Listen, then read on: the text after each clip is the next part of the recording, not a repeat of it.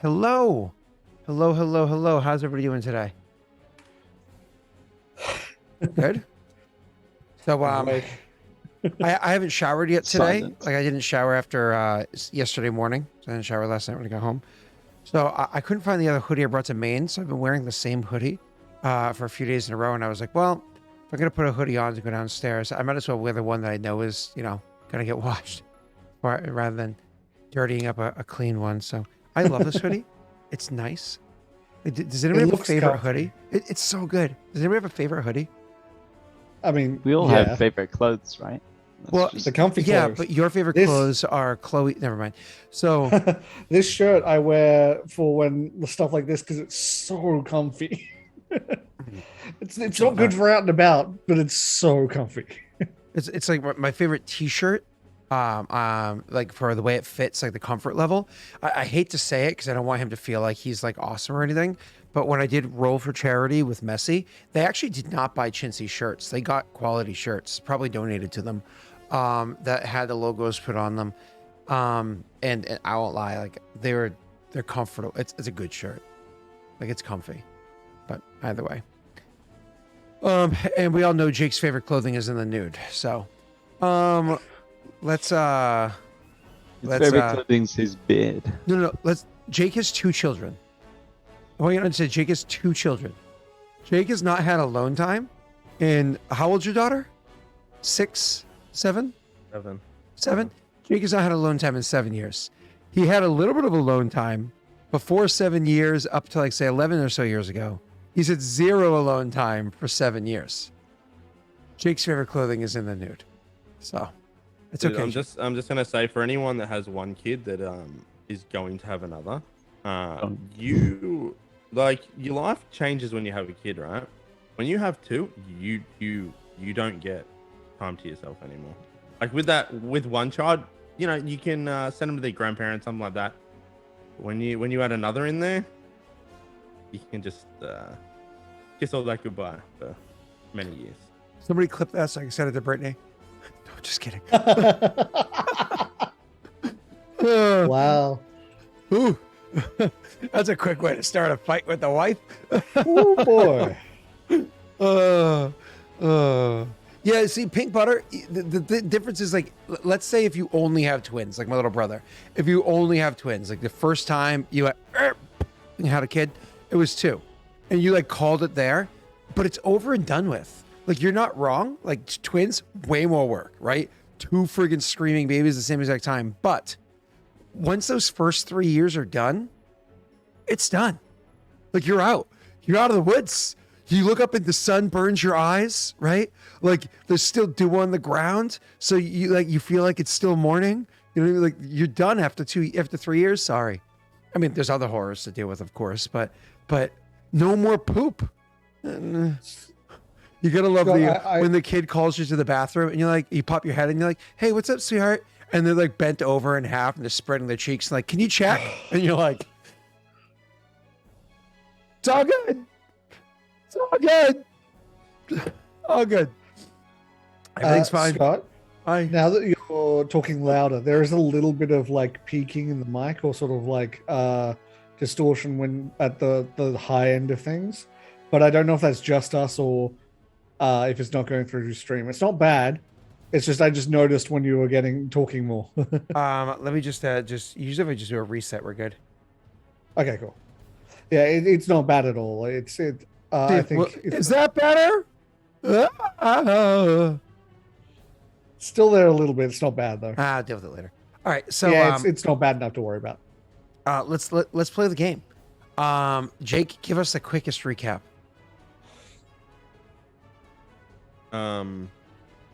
Nice, good job. Quickest recap. Statue with sandals, and we're looking. Neil, at I think you're on the sandal wrong shops. microphone. Recap. Sandals? What? Sandal shop? No, I know I'm on this microphone. Oh, okay, cool. Sandal shop? Yep. Oh, that's it? That's how you give us? Stones. In Tesh Power Stones, Yeah. cool. Speaking of He'll take you Tesh, to the sandals shop. did you you went into the room where you never actually sent me the list of ones to approve or deny. So it's just I talked with you about it on the thing. It's just Force Screen, Inevitable Strike, and Chameleon. Those are the three that. Oh, so you're not going to do anything more than that? No. Those are the types. I'm going to get 2 Force Screen, 2 Inevitable Strikes, 1 Chameleon. If I can barter out that extra one. If not one, you're going to grab an strike. Inevitable Strike. Like 2 of them. Yes, it's for like the idea is I want to have them on hand as like the idea is if I really need to hit a shot for whatever reason, I can switch to that, flush the Force Screen, pull up the Inevitable Strike.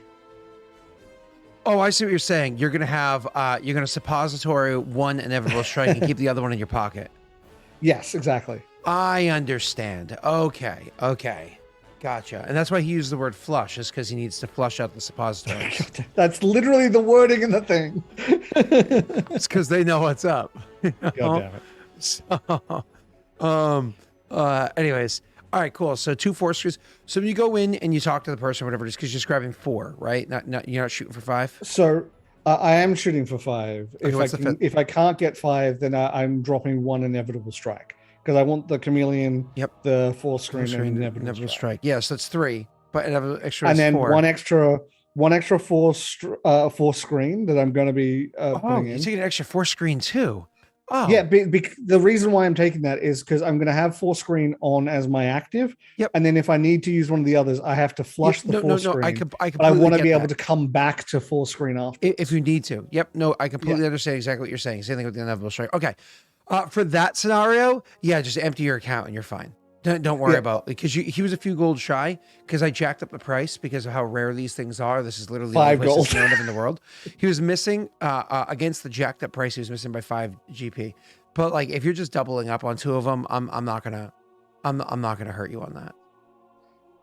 So yeah, then it's 5 stones total. Honestly, keep 10 gold in your thing. Like, so it's like a 15 off sort of. Okay. That way, at least have something in case you need it. Something for me to pickpocket, So, cool. So you're all done over there. Was there any more conversation you wanted to try to have with that secretary, or I think not? I wanted to view the events of. Cool. So we'll cover that. We'll cover that in a second. All right. So we're gonna let you take care of like your paperwork side over there, because I'm sure you have a little bit of upkeeping to do. Let's go back to the other 2, the important boys. So you boys, you clearly had walked away. When you had heard the from the. How dare you talk to Tesh like that? How dare you?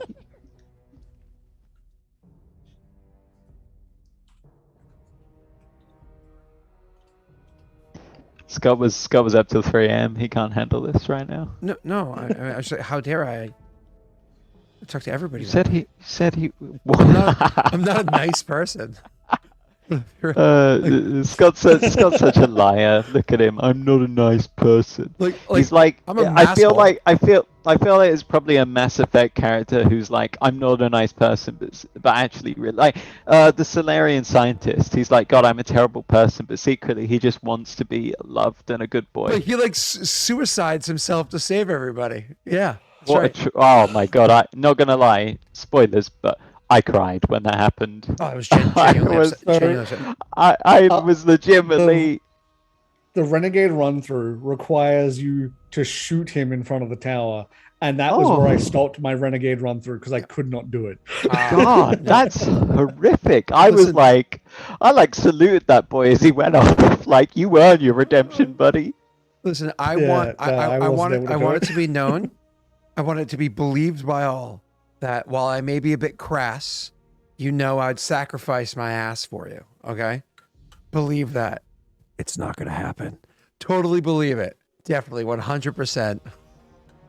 You believe that. Yeah, he's on the wrong mic. He's on the wrong mic. I'm on the wrong mic at the moment. I need access to my keyboard. Yep. And that mic sits right in front of it. I'll switch over shortly, no way. You can't tuck that one behind your keyboard in front of your monitor? No, I'll send you a picture later. No, don't worry about it. Let's keep pushing on. Raul. Jesus. I haven't seen Raul in a long time. Well, Raul, also naughty boy. Anyways, What did I miss? Raul just donated $69. Like, hey. All right, let's keep going. So Neil, not Neil, Neil and Jake, back to you two. The more important one. So you guys you had just walked away from the front of the crowd. Where you up front, you had witnessed that you had seen Arcane Congress gnomes up there with looked like city construction workers or city planners. Others seems to be important peoples who you're not able to identify because you're not from this province, let alone this particular city, right? So you had witnessed all that stuff. You'd seen the wind blow by, saw the sandal on the stone foot, so on and so forth. And you were like, yeah, I'm getting a vibe as you see like soldiers and what are they called? Cavalry walking in. So you push your way through the crowd, get to the other side, and shortly after that, literally they start shoving back the crowd by charging them down with the cavalry and the people with the phalanx warriors going up and blocking it off. It totally felt like that scene that took place in what was that, July of 2020 up over here. So anyways, that thing, all the crowds get pushed back and you guys were able to somewhat narrowly avoid that. You know, maybe if you were there another 10 minutes at the back end of the crowd, you could have been caught in a stampede, but you had just kind of like removed yourself from the scenario, which is a good thing. I believe you said you were retreating back a good fair bit. I don't think you wanted to stick around in that area any longer, correct? Yeah, I think that's what the boss said. Cool. I imagine there's like an extra, like, as that actually takes place, that actually transpires, you can hear the shouts and screams happening from a distance. That's you know, nauseating. Like, why the heck would they be doing that? This is not a typical tactic you're going to use against civilians to clear out an area, right? Especially since shortly afterwards, and we had talked about, shortly afterwards, you discover that apparently the people that are inside the buildings behind the new safety line, they actually end up going up into the buildings and taking the residents and whatnot that are inside those buildings out of the buildings and shoving on the other side of the safety line, completely removing people from that area. Do your characters, is anyone RP between the two of you that you wanted to have about that? Is there anything else that you intended to do about this whole scenario, everything else going on with your research? Or is the idea like, maybe we should hang back and wait till Galen rejoins us?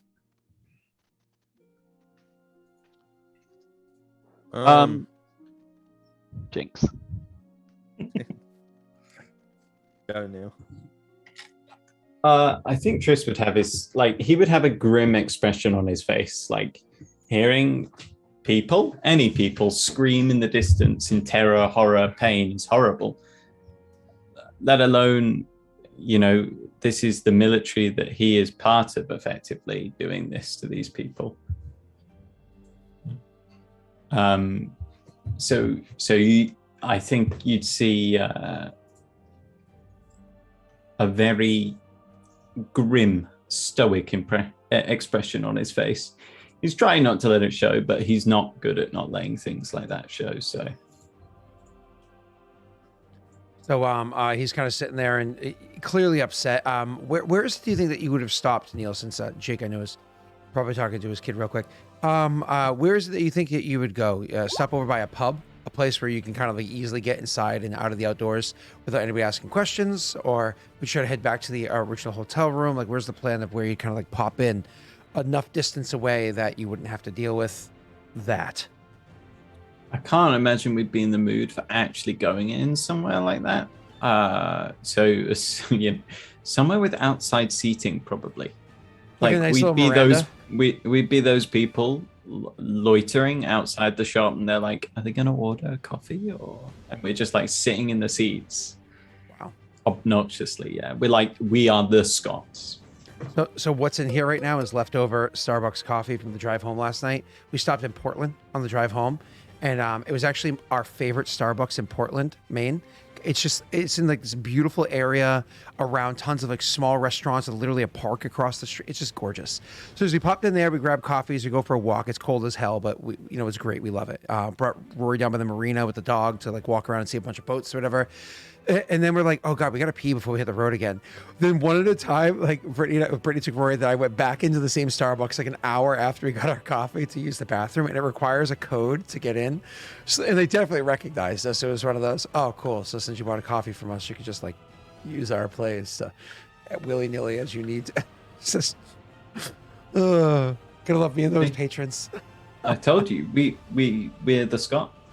Yep, exactly. So, anyways, you, so you go, sitting at the place, you sit down, the person comes over, like, can I get you anything? Like, a menu and water. And then you just sit there and take up an entirely too long period of time. So it's like, oh, I'll leave a nice 30% tip on free. So either way, so you guys are sitting there and you hear the screams because of what it is that where it is that you guys, like, probably you're literally stepping in there. The waitress is like looking off to the side, or the maid or whatever it is looking off to the side as you guys are sitting yourselves and hearing this. As you're settling in, you're kind of like giving that look to him or whatever. Seems like Jake might not be here. Sometimes he's still sitting there just with his camera off. So you're giving that stern look. I wasn't sure if he would say anything. I'm fairly certain his camera's off. He's busy. Yeah. It depends on the scenario. So yeah. All right. Back to you, Tesh. Never mind. Jake in a moment. So you go in there and you would kind of like negotiate it with those different crystals that you see there. Now, just to give like a moment of when you actually walk into the crystal room. The crystal room is pretty cool. I don't know if you've ever been into like a IRL. If you've ever gone into like a what the hell is it called? Like a smoke shop, like a cigar place before, where they have like all the humidors that are like glass walls or whatever that are sitting there, and you kind of like unlock it and you slide them open. Roommate smoked a lot of, so yes.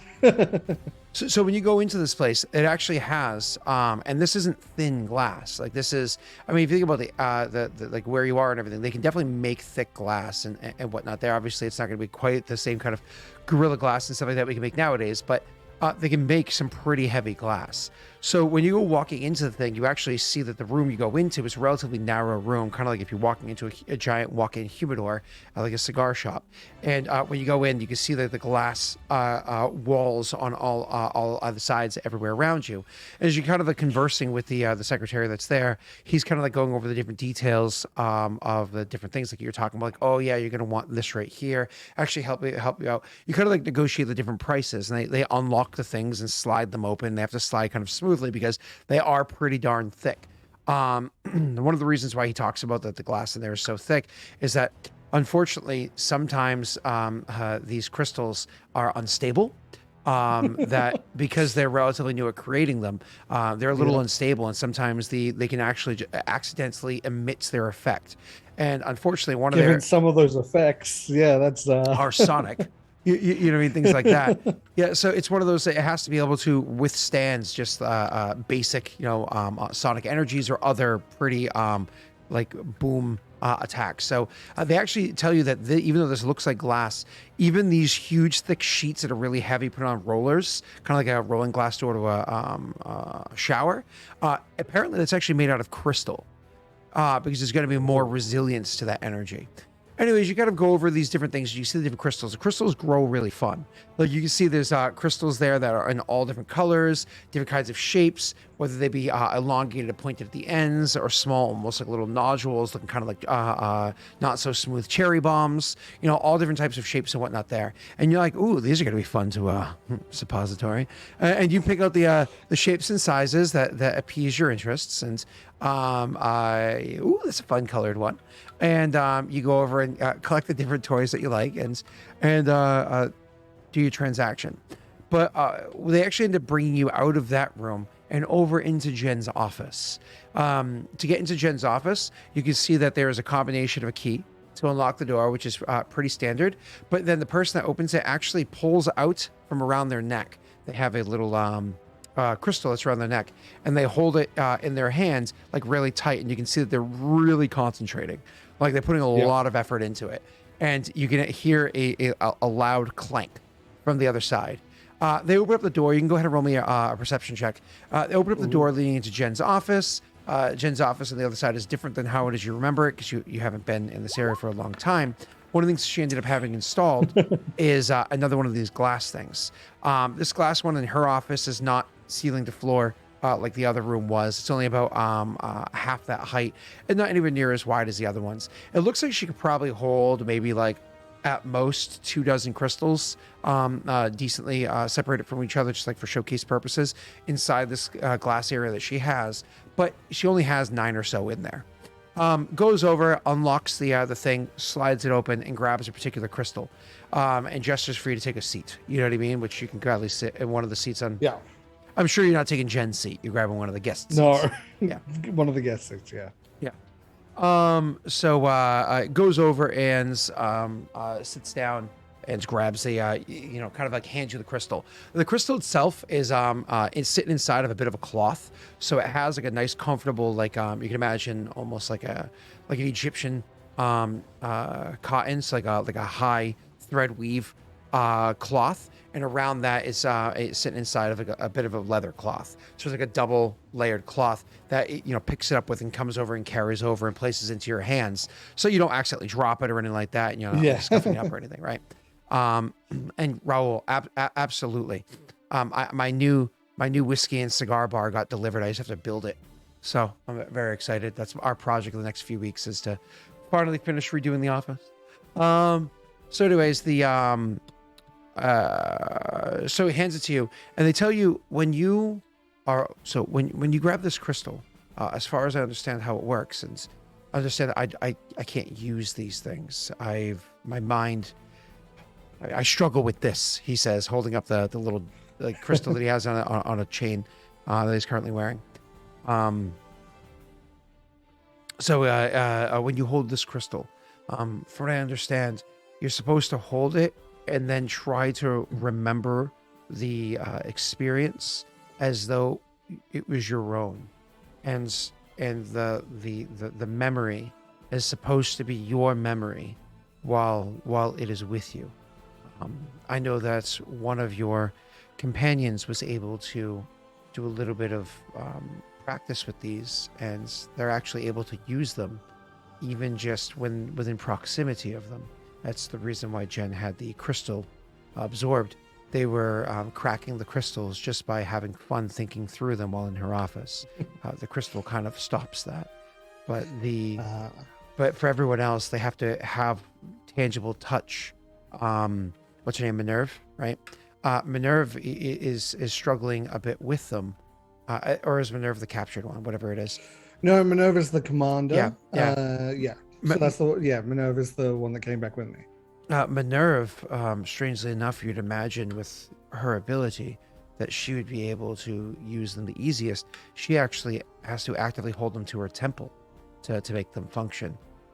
She seems to be struggling to get familiar with them, so perhaps you can do that, and that would assist you. Anyway, I'll give you some time. Do you have a preference for how it is you like to treat a headache?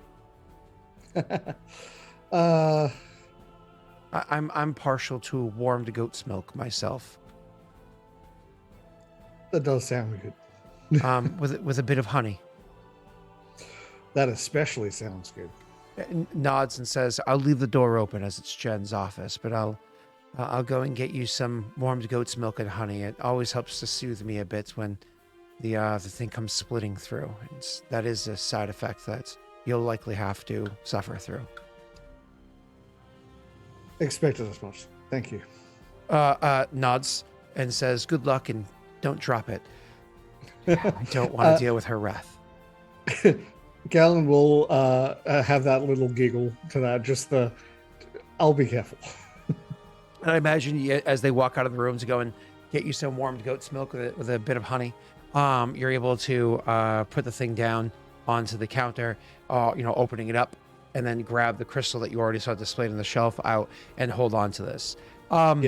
So as you grab the crystal out, like literally as you touch it, you can already see that the crystal just kind of wakes up almost. Like literally as you physically touch it, like we're talking that moment right before your fingers touch it. Kind of like you've probably been to a museum or like a gift store, hobby store, whatever they are, and they have those fun little crystal ball looking things. I was about to say, the zappy Tesla orbs. Yeah, and then as you're not even when your finger touches it, you can see it like right. So as your fingers get about that close, you can see the thing starts to get a bit of a glow to it, right? But the glow is like a proximal glow. So as you get closer, it glows a bit more and more. So once you like fully grasp it, like you're holding it in your hand, kind of tight, it glows a bit brighter to the point where it illuminates like a candle. Whereas if you like just open it in your open palm, it just has like an inner glow where you would see it in darkness, but would not illuminate anything around it, right? Yeah. Cool. So anyways, you're sitting there and you're holding this thing, and you can try to access it. Did you grab the use magic device or use psi device skill? So no, because the whole point of the abilities that I have in the suit is that it does it for me. So I don't actually have that skill. Oh, can you just like suppository this into you? No, because unfortunately I didn't take that augment today. It will take 8 hours to get that augment. Okay. That is perfectly fine. So we're going to go ahead and work with Psycraft. This just makes it more difficult. Psycraft I can do. Psycraft I do have. This just makes it more difficult. Yep, I imagine so. So do I just roll it? Absolutely, yes, sir. Hope Jake's okay.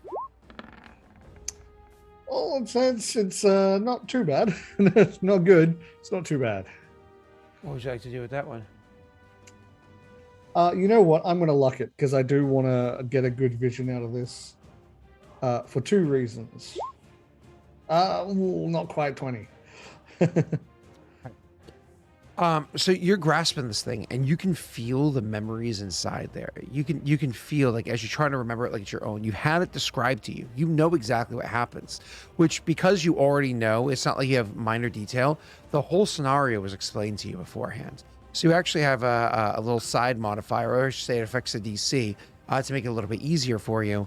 Because you're already fully aware of the scenario. You were even told approximately where it was by a NPC that you had discussed with. You were told from the perspective of the person that did the stabbing and everything else the whole way. You have a lot of detail already in mind.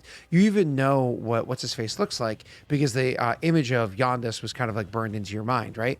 So you actually even know what Yondis looks like. So you're able to utilize these details to start reimagining where it is that this took place, seeing the place because you physically visited there in your mind, seeing Yondis's face in your mind, pushing these together to try to get this working, to get this pushed together. Oh, and Tesha actually sees things. Tesha, you okay?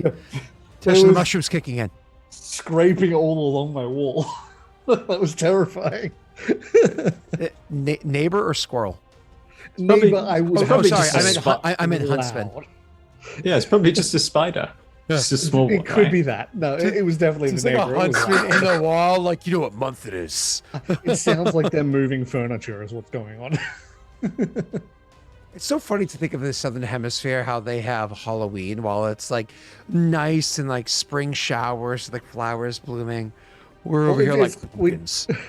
Halloween doesn't happen too much here. It's been growing. That's because you have permanent Halloween. We're like, oh, Halloween, spooky skeletons and spiders, and you're like, oh god, it's wrestled the broom off me. It's too big. Yeah, I have casually walks by a kangaroo feeding its Joey someone's brains on the side of the road.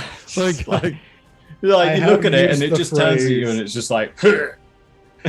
I have said the sentence, I'm fighting a war with the spider on my car more than twice this week. Oh Jesus. God. It's the video, sorry, digressing. It's the videos of like where they walk up to the car and you know car doors have got like the scoop. Oh, and they like they just spray a bit of compressed air up there and like a huge leg just appears.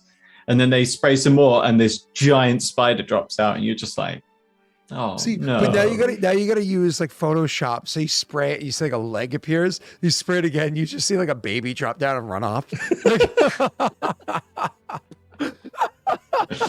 Like Scary's under the car, like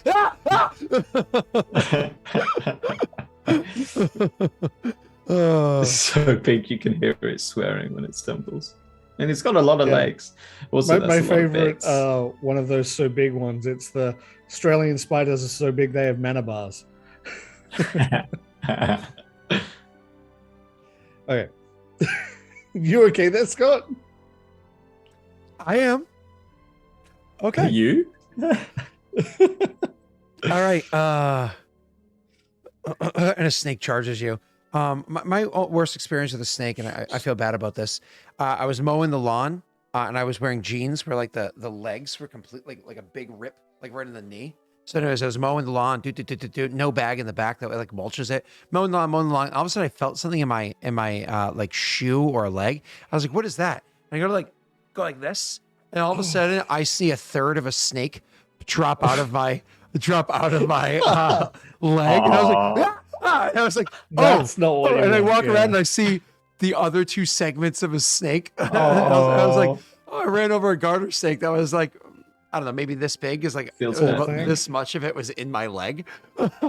I actually, like, a month or so ago, saw a snake in the UK. First snake I've ever seen. Wow. Oh, really? We don't really. Yeah, we have rattlesnakes and grass snakes. That's it. We technically have two poisonous snakes that live in New England, but like not really. Like my buddy Nick, has been hiking. Yeah, you got you. Well, my buddy Nick has been hiking at least once a weekend, like multi-mile hikes every weekend for years. So one poisonous snake ever. Yeah. And I mean 20 years. So yeah, I mean I've never ever seen a snake in the a wild snake in the wild before. Yeah. In the UK, I was pretty poked by it. Stupid, isn't it? Like just this little slithery cool thing, and I was like, oh, a snake. yeah. So, but either way, so because I know Neil, obviously for work, you actually have to leave very soon. Jake just came back. Tesh, I'm going to get back to your results in a second. All good. Because I have a bunch more I'm going to do with you. Yep, Why don't we switch have over. their conversation real quick before Neil has to actually bounce out of here to go to work, because a work thing just popped up for the poor guy. So Neil, you just sat down in the veranda outside of veranda. I think it was with a V, veranda. Outside of the restaurant. And you hear the screams and whatnot. You have a sullen look to your face, and you look up at Viggo and you say, Oh, I'm saying stuff? Okay. Yeah. Oh, sorry, you weren't going to say. So you just had a sullen look to your face over the screams and whatnot that you had. Yeah, knowing the kind of what transpired. Jake. Yeah. He's going to RP quickly with you before he has to run out. Yeah. So we can hear the screams of these people as they're being corralled out of where they need them not Nice to be. way to say it. Just treat them like cattle. That means there's love. And it means they got beef. And Tris is like sitting there, arms crossed, with like a strange expression on his face. He looks grim. Oh, Viggo will turn to you and noticing your posture, and he'll say, "This is highly unusual. They're even removing people from their houses. They're very aggressive. I know that security is a concern, but to treat the common people like this, It's not right to treat anyone like this. Wouldn't see it back home. But I hope. I never thought you'd have seen it in Paradel. yeah. But there's still a mystery as to why. Your idea was solid, except it just, if we got caught, there's too much at risk. I feel like we need to know what's going on, but the Arcane Congress makes me uneasy. I think they make everyone uneasy. A little short. Something about them puts you off. There's a thing in the air. I don't know what you call it, but it doesn't seem right when they're about. Not that I've been about many of them. They're pretty rare. Well, I've read a little bit about, sometimes when they take people, they experiment on them. And while that's nothing new, and in fact, my own sect, alchemists, that is, we do the same I don't want them messing around in my head. They use test on people that break your rules. No, but we do test usually on ourselves. Like your fuzz. That's right. No, I'm working on things that hopefully in the future I may be able to share some of those with you and Galen. He gives you a wry smile. Yeah, he clearly he's like he tries to keep like the composure as he's like, he's seen what happens to you. Right. So we need to find out what's going on. Maybe we could speak to one of the guards. They'd at least know the plans, right? I would say so. Tristan, I'm gonna follow your lead on this one. Sometimes the guards aren't all that open to merchants, and he gives you a wink. Right.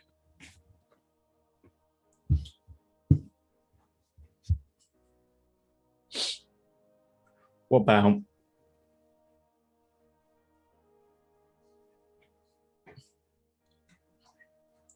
about if you offered them something they'd want? You know, all mercantile, like, say, I don't know. One of the boys has been riding for weeks to get here. Maybe. Who knows? Maybe he's got a sore. Maybe you could offer a little bit of healing. One of your quick fixes. Could do. That's not a bad idea. You don't think that maybe the guards might find maybe some camaraderie between you and them? Right now, I'm not a soldier. I would agree usually. But between you and me, we don't take kindly to mercenary folk. As far as I'm concerned, they're leeches. They take the jobs of good men, guards, town watch, knights, warriors. And then all they do is they take the gold and they leave. You're not wrong. So right now to them, I think I fit into that category. Fair enough. So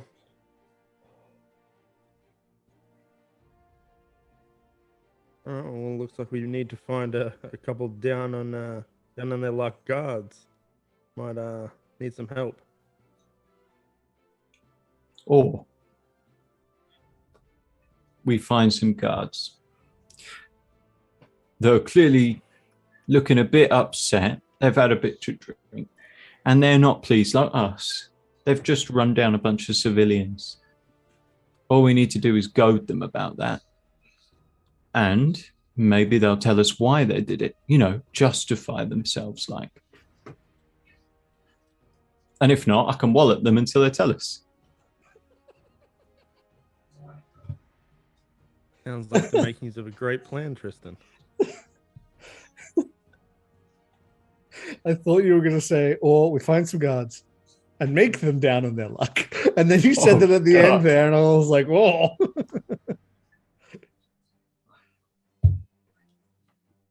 Right, well, we're going to go to some guards, I guess.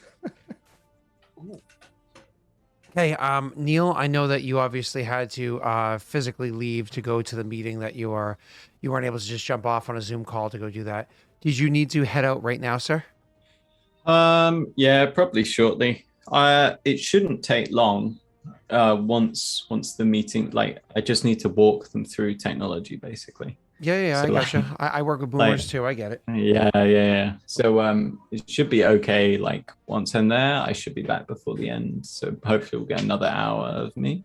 You do what you got to do. Obviously, work comes first. So I was last second able to get today off, but that doesn't mean extra long stream. That just means I actually get to spend some time on my anniversary with my wife between streams. So, cool. So if you whenever you're gonna bounce, just like wave to get my attention, so I'll start fixing the overlay. So yeah, sorry guys, I'll be back later at some point. Yep. Miss your driveway. There's wet. I thought it was just dried idiocy. No, you probably just forgot the I. Gotcha. That's WT, which stands for wait. Gotcha. Speaking of waiting, that's what you're gonna have to do until I come back. Sorry. I mean, bated breath. Right. I'll see you guys later. See you now. Bye. Hey. All right, cool. Let me fix the overlay real quick, and you can go do the guards thing in a second. What's your face?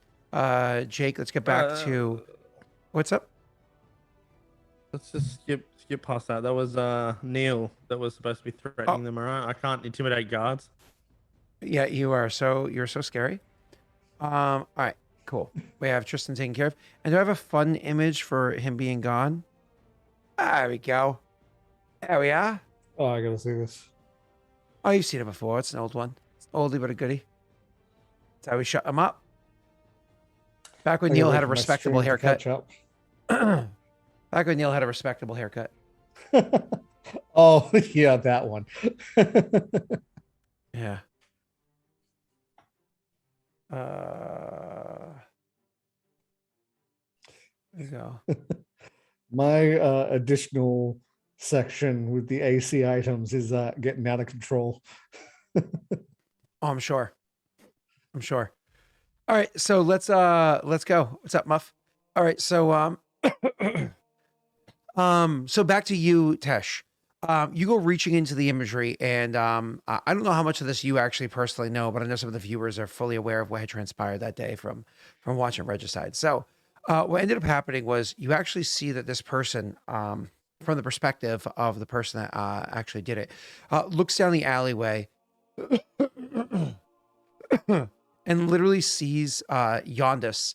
I believe how the way it worked out. Sees what Yondis literally just kind of appear out of nowhere because he had just teleported. Cool. So he's like, that appears out of nowhere. The way it works is like you see a little shining light that catches your attention, the attention of the person that's there. So you're pulling into this thing and you're like looking into it from the perspective of that first person perspective. So you literally see like jogging up the streets, looking around, like clearly moving at a hurried pace as you kind of like comes into view. Let me start from the beginning. There's like a grayish fog. That grayish fog kind of comes up with like a little small blurry image that's kind of like opening up to your perspective, but that image is kind of like jostled and whatnot, which you eventually realize is because you're literally jogging. You start to hear like muffled noises like, before you realize that you're coming to the sounds of feet kind of like padding on the ground as you hear like jogging happening. Others kind of like hustling about. Shouts between other guards to one another, various peoples on the streets. You can start picking up those different smells that are there. You actually smell the same city that you're there now. There's like a certain busyness to the streets is what generally happens when there's chaos going on. Funny enough, that's happening down the streets right now. You're just not down there. So don't know it. So either way, so that's kind of like as you're picking it up, and as you're jogging up, all of a sudden something catches your eye, not the attention of what's his name, Gallon, but the attention of the person whose perspective you're looking through. Looks over and like sharply focuses on a little shimmering point. Funny enough, though, you actually notice is that shimmering point gets focused on, their attention goes to it, and it almost seems to be the way that the eyes must have dilated and focused on it. Almost like there's a familiarity of what that is. But then as their like eyes focus on the shimmering point, immediately like you can feel the pace picking up, and like instantly afterwards that shimmering point you see Yondis appears there, and there's like a call out to see Yondis as he like whips around to see the person, running up. Very quickly, things turn sour as the two of them immediately start to engage in a small scuffle, a scuffle that has that one guard throwing Yondis onto the ground. And Yondis, who looks somewhat scuffed up and somewhat injured already, gets thrown to the ground and looks up at the guard, and you can see he's kind of like, oh no, as he's being attacked. As he's on the ground, the guard whose perspective you're looking through sees that he takes the opportunity to attack the person, obviously with advantage, right? Because they're thrown prone. Goes to attack the person, but then right as he goes to attack, he notices a very sharp and sudden extreme increase in the smell of honeysuckle. He could already kind of smell it beforehand, partially off of himself, partially off of Yondis, but then a sharp and extreme increase in the smell of honeysuckle. As they thrust forward to stab into Yondis, you see Yondis gets this look in his eye. It goes from like a scared, look to like this keen, narrow-eyed look of "fuck you." Kind of like gets there as he thrusts into him, and then you feel a sharp pain in your side as you realize, like, ow, and like this moment of like, what just happened? As literally the exact stab that would have thrust into Yondis' side is instead thrust into this person's side. It's kind of like, ugh. And they look back, and Yondis kind of like, sees that person, and they pull the sword out, and they stumble back a couple of steps because it was an extreme stab to the side. They reach down, and you can feel the feeling of them touching their own side. You can feel the sharp pains of this as though you had been stabbed yourself, and they kind of stumble backwards, feeling the pain of all this. They stumble backwards, grabbing at their side and looking down at it, pulling their hand out and actually seeing a little blood that's there, like literally taking the physical wounds, a little blood on their fingertips. And they look up, and all that's left behind is a little sparkling light that disappears as Yondis clearly had disappeared away again. I was hoping he went in a direction at least. That's, oof, okay. That's still something there. Okay. With that being done, you can actually take a moment, whereas you feel this pain and everything, you're able to rewind it back to that moment where the guard was jogging up the street again, allowing you to redo this perspective, allowing you to rewatch it. There's two things I want to take note of.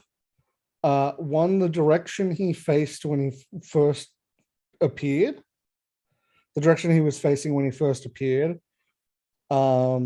Because while not necessarily, it might give some indication of the direction he came from, because generally speaking, a teleport moves them forward.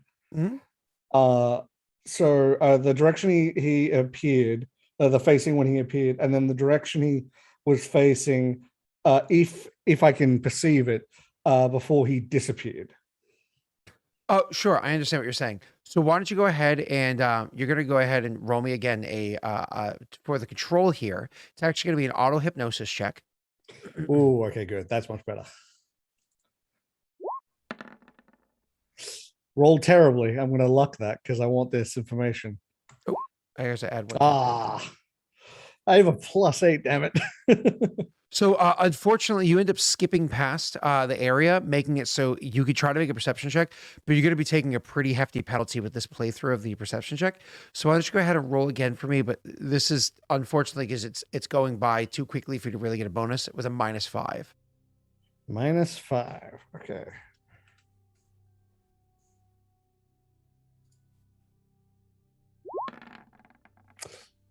Man. Okay. Do you want to I don't think that's good enough, but I don't think it's good enough to luck it per se. I don't want to overuse the stone because I don't want to crack it. So can I give it one more pass? Yeah, auto hypnosis, man. Yeah, okay, so I'm going to give it one more pass, and then I'm going to leave it at that because I don't want to ruin the stone. Wow, I'm rolling like trash today. Want to try to auto hypnosis? Sorry, luck that one. See if you can get to that 15. Yeah, because then I can at least have another shot at perceptioning it. Okay, good. There you go. So -5 again, or more? So no, you're actually able to slow it down enough that you're able to like get to the point where you're slowing it down. Again, this isn't like full blown control over the speeds here. This is more like old Tebow control. We only have like 2 options. Yeah. So anyways, you're able to slow it down to try to make a perception check. Go ahead. Okay. I'm rolling like ass today. Yeah, so this is for the arrival one, right? This will be for both of them. For both of them. Yeah. If it's for both, then I am going to luck it because if I can get those directions. Okay. 16. So knowing that it's appearing, you see that little thing there. In that moment, you have clarity. It catches your, you know it's about to catch his eye. You've already gone through it twice beforehand. You're able to look and you're able to see that the building that he seemed to be jumping out of when he encountered him.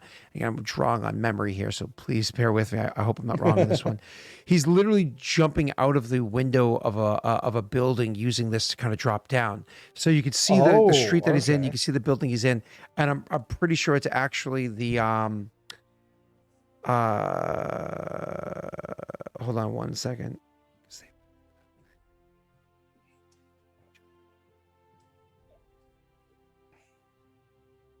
If I remember correctly, they actually went to an area where there was you're over near to where the red light district of the city happens to be. So you're over near to where one of the hotels or whatever happens to be. Yeah, that's exactly where I'm going at, Steve.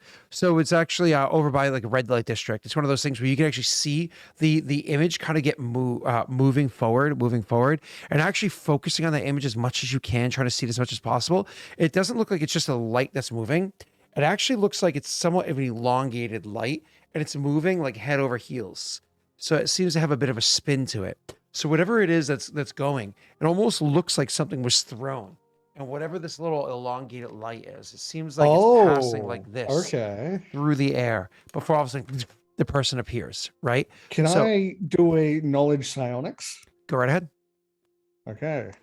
It's one of the few knowledges I have. It's the only knowledge I have, DC, remember. So it's a high DC because there's so little experience of what these things are. You go right ahead, sir, if you want to luck using all the lucks, but I do want to luck this because if I can get that information, that's huge.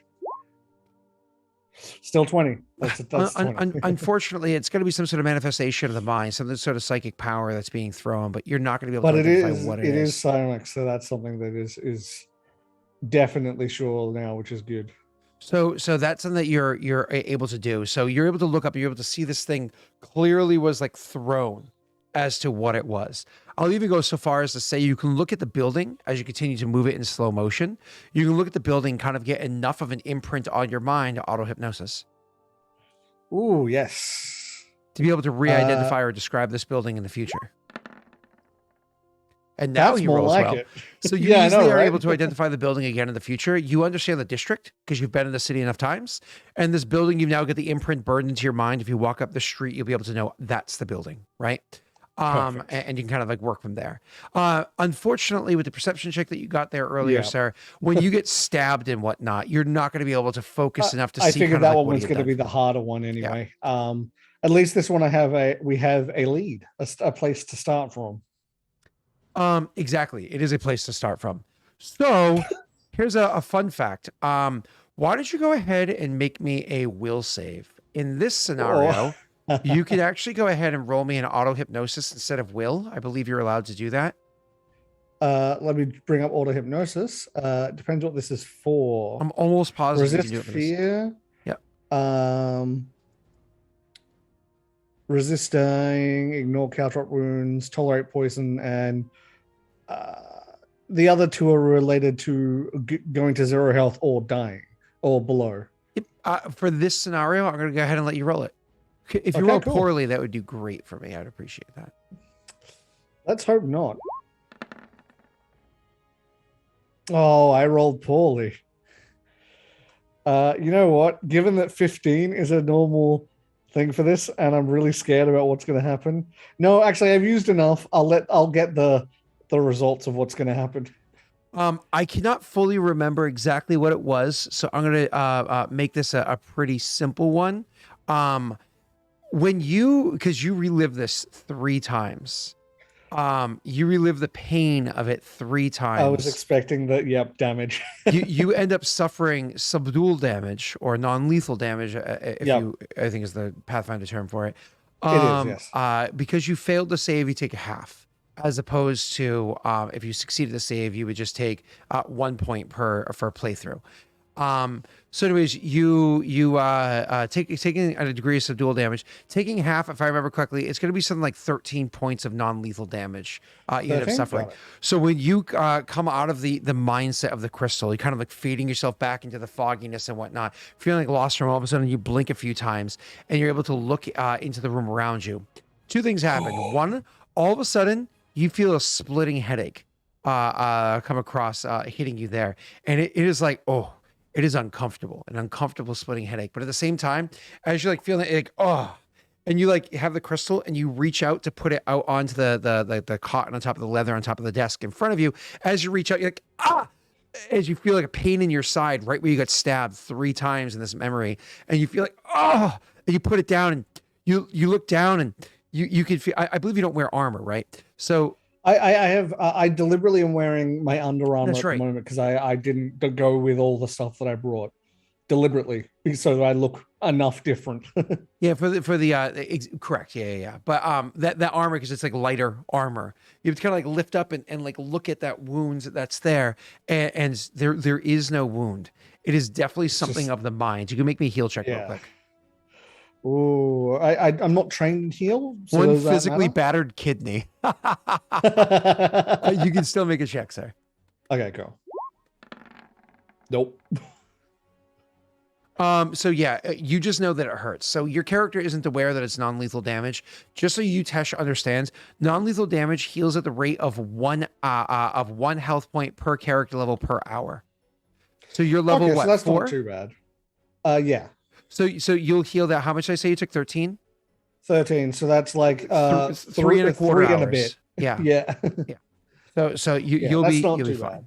Yeah. I mean, I highly doubt that like I'm not used to the idea that mental or psionic things can physically damage you. So he's probably assuming that it might be physical damage, but he'll learn, obviously. Yeah, well, it's one of those things where you're probably going to ask like Viggo to brew you, they give you a healing potion or something. You're probably going to want to be checked out by a physician, whatever it might be. And I'd ask him to like check that it's not internal, I think is what he'd probably do. But obviously not now, because 13 points of damage from your maximum isn't enough that you would just give up what you're in the middle of doing.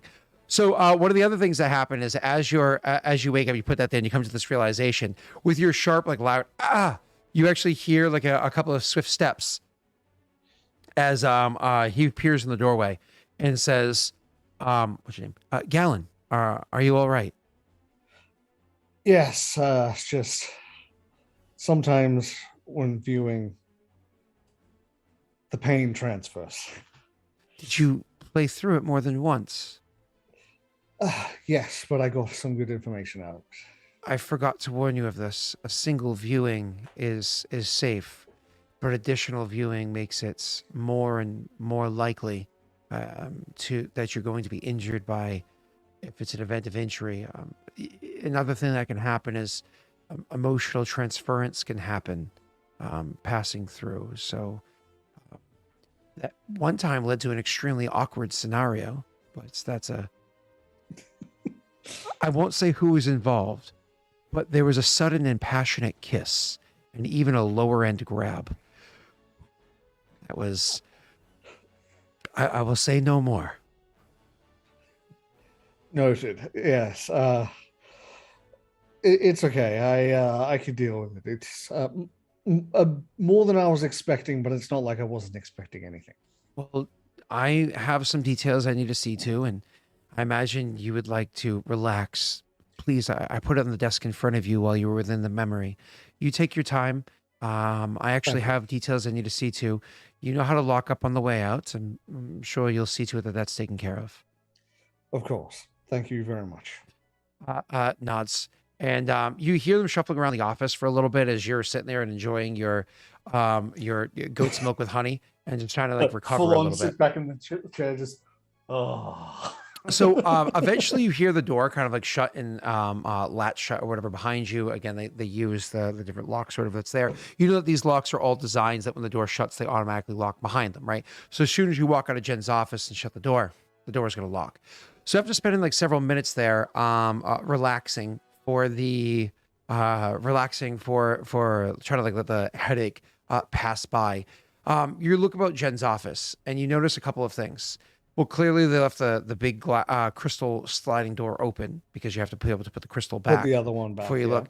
And also, you notice that while you're a good distance from them, 2 of the other crystals that are inside the office are currently glowing. Interesting. Like I said, there were 9 in there. 1 was taken out and given to you. None of them were glowing until you literally went to just barely touch it. But as soon as you fall out of this, you're looking up, you're looking around, you're like, 2 of them are glowing. Firstly, there is one thing I would like to do. Sure. Is there a note and like pen or? Oh yeah, she of course has quill and various types of inks and whatnot that are there. I would want to write a note mentioning that. I won't say anything about why, because this is like a personal thing. I won't say anything while I'm trying to get the name of the town. Is it Titicapro? Yeah, Titicapro, yeah. Yeah. Titicapro, yep. I'll just write. I had that same feeling as. How many years has it been since the mission? What, 1? I think 1.5, wasn't it? Oh, 1.5. Okay, yeah. Yeah, actually, yeah. No, I think we decided it was 1.5. Yeah, yes, plus, but 1.5. So just say I had that same feeling I had a 1.5 years ago in Titicapro. Okay, and that's all I'm writing with Gallon at the bottom of it. All right, cool. And I want to fold it up and sort of wedge it in like a top of a drawer, so it's only if someone was going to open a drawer it would pop out, sort of thing. Of course, the drawers are locked. Locked, right? That's the thing. I don't want it to go in. I just want it to be so no one until someone unlocks and pulls the drawers are going to pop out, sort of thing. So at work, we often have to like ship things with UPS, and sometimes as papers are supposed to go with it, and you forget, and you just like grab like a letter opener and you shove it in like the top of the box, and you like wedge it to make the little flaps. One of them goes down, and you like fold up the paper, and you like wedge it in there, and you go boop, and it like falls in. You're like, that'll be fine. Enough. Like they'll see it when they open the box, hopefully. So that's the first thing I want to do. Oh, morning, Pops. How you doing? Then with those 2 crystals that are glowing, in terms of how the crystals are arranged, are they on the same sort of area that this one was? I mean, they're all on the shelf. They're all on the shelf. So, I mean, it's one of those things where it's like in a row, sort of thing. Yeah, so the shelf, the way it's designed, because it's not the full thing, there's 3 shelves in total. And among those 3 shelves, like I said, it looks like you can hold 2 dozen, which is 24, so 8 per shelf. And these are kind of like a scattered 9 for however her organization is. You don't know, but you clearly remember which one it was in beforehand. Oh, by the way, I do want to say, Norway gave you a Winifred's Wisdom, specifically says for the investigation, and that's for you. Hey, yeah. Okay. so anyways, you go over and, of course you have the thing wrapped up, and you go over and you place the crystal back on the spot where it came from. You also notice as you go walking over, looking at all these crystals, they glow much more brightly as you're standing near them, as though you were grasping them before. Okay, so given the fact that they're glowing much more brightly now, can I, not touching them, just run my hand like this past them? I want to see the reaction. Sure. As you go run your hand past one of them, like I said, it was as though you were grasping it before, not holding it. So as you go run your hand past it, it actually gives off a proper glow, enough that doesn't just give 5 foot of dim light illumination. It actually gives off something that would be like a good, 10, 12 foot light of dim illumination, no bright light or anything like that, right? Of dim light illumination, like it's actually properly bright. It's one of those things, as you run your hand past it, you can feel, it feels like it'd be a lot easier for you to slip your mind into one of these than the others that are there, or the one that you just did. So I'm going to do a thing, Scott, because Gallon wouldn't normally go past this point, but would you say I could do a will save to see whether Gallon does or not push past this? Because he'd be resisting the urge to. It's up to you as to whether or not you want to make a save. I think with Gallon, there's 2 choices here. One, there's respect to the rules and so on and so forth. But on the other hand, he doesn't serve Jed Malas. He serves the River King or the Dween Hair. And he has a very specific task, and this is potentially what lies between him and success in the task. If he dipped in and realized this information he didn't need, he'd be like, maybe he'd feel guilty. But if he dipped in and realized the information he did need, he'd feel far less guilty. Okay, that's true. It's like, think about it this way. You're an officer illegally gaining evidence, but if it's able to be admissible in court and get the prisoner behind bars, you did the right thing, right? Right? Yeah. Listen, this is what all those CSI shows show me. This is, if you break the law, is a big deal. If you break the law to get the bad guy, it doesn't matter, right? That's what every cop show teaches me. It's okay to walk outside the law to get the bad guy. This is a big deal for Gallon, but I think he might touch one of them. Okay. At least not the Reaver King. Jesus. So you reach over and you touch. Reaver King, my you God. reach over and you touch one of them. As you physically touch it, this is where it actually gives off like a solid, like, a half foot, like it's 6 inches of bright illumination. You know what I mean? Nothing that like blinds you by any stretch, but actually gives off a beacon of light and a solid like 15, 16 feet of dim light illumination, like lighting up the whole office. If it were dark, you would see the whole office lit up, right? Oh yeah. Again, dim, but lit. And since you're Perrin, dim is enough light for you. Moving on. You touch this thing. It is very easy for you to slip your mind into this. I still do need from you the original, what was it? Psycraft check, but it is a much easier check for you. That's better. Yep. You easily are able to slip into this. Instantly going into it, do you want to view this thing a perfectly normal viewing, or do you already want to slow it down as you're sliding into it? Do you want instant control, or do you want to view it at normal pace? I want instant control, given that I don't want to view this more than once unless it's absolutely necessary. Because I don't want to damage the crystal. You see what Josh is saying there?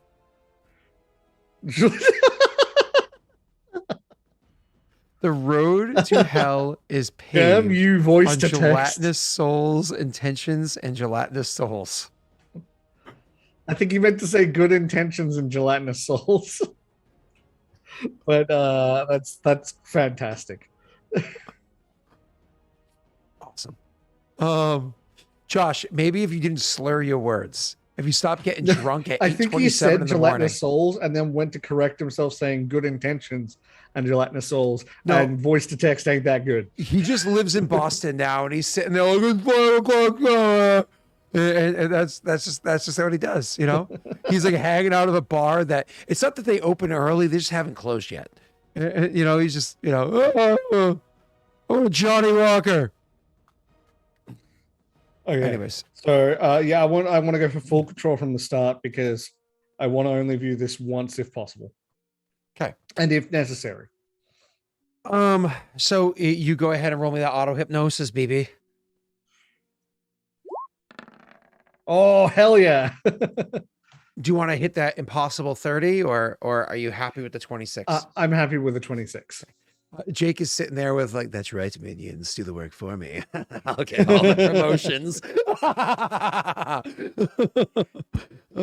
Awesome.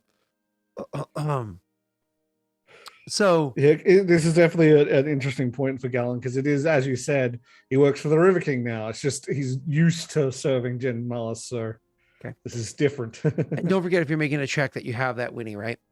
So you instantly have control over this. So I'm going to go ahead and roll a perception check so you can see some details. Have you roll a perception check now to have you see some details as you're kind of like playing through it. Yeah. So with the Winifred's wisdom, can I use it? Do I have to say it before I roll? You say it before you roll, not after you roll. Yeah. It's a 5e, buddy. So you say it before you roll, not after you roll, and you don't have to. Do I know where the memory is starting? Because no, because you're kind of coming into this. I'll just roll as it is then, and then worst comes to worst. You get a solid plus 11. So Jesus. Oh fuck! Never mind. Yeah, I think you're good, mate. Maybe. Hey, wait.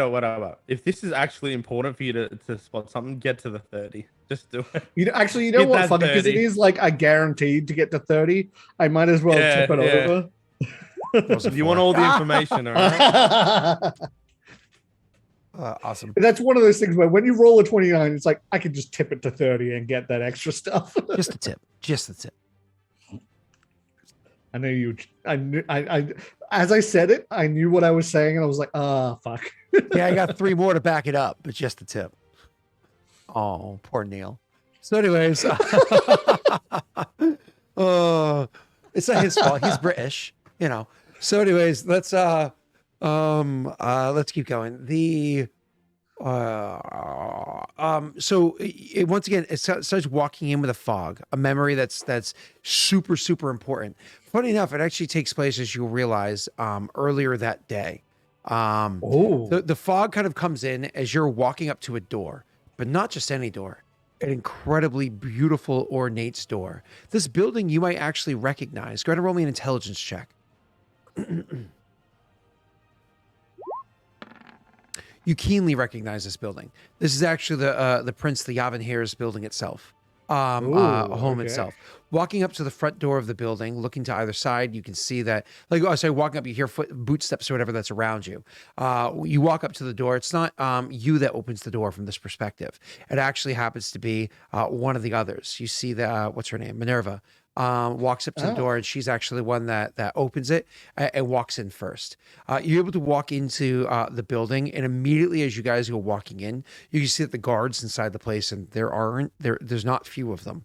The guards immediately responds to the presence of your being there. They immediately kind of like step down, step aside. You even see that other of the higher rankings bring their full attention to the group of you that goes walking in. You know that they know you serve the Yavin here.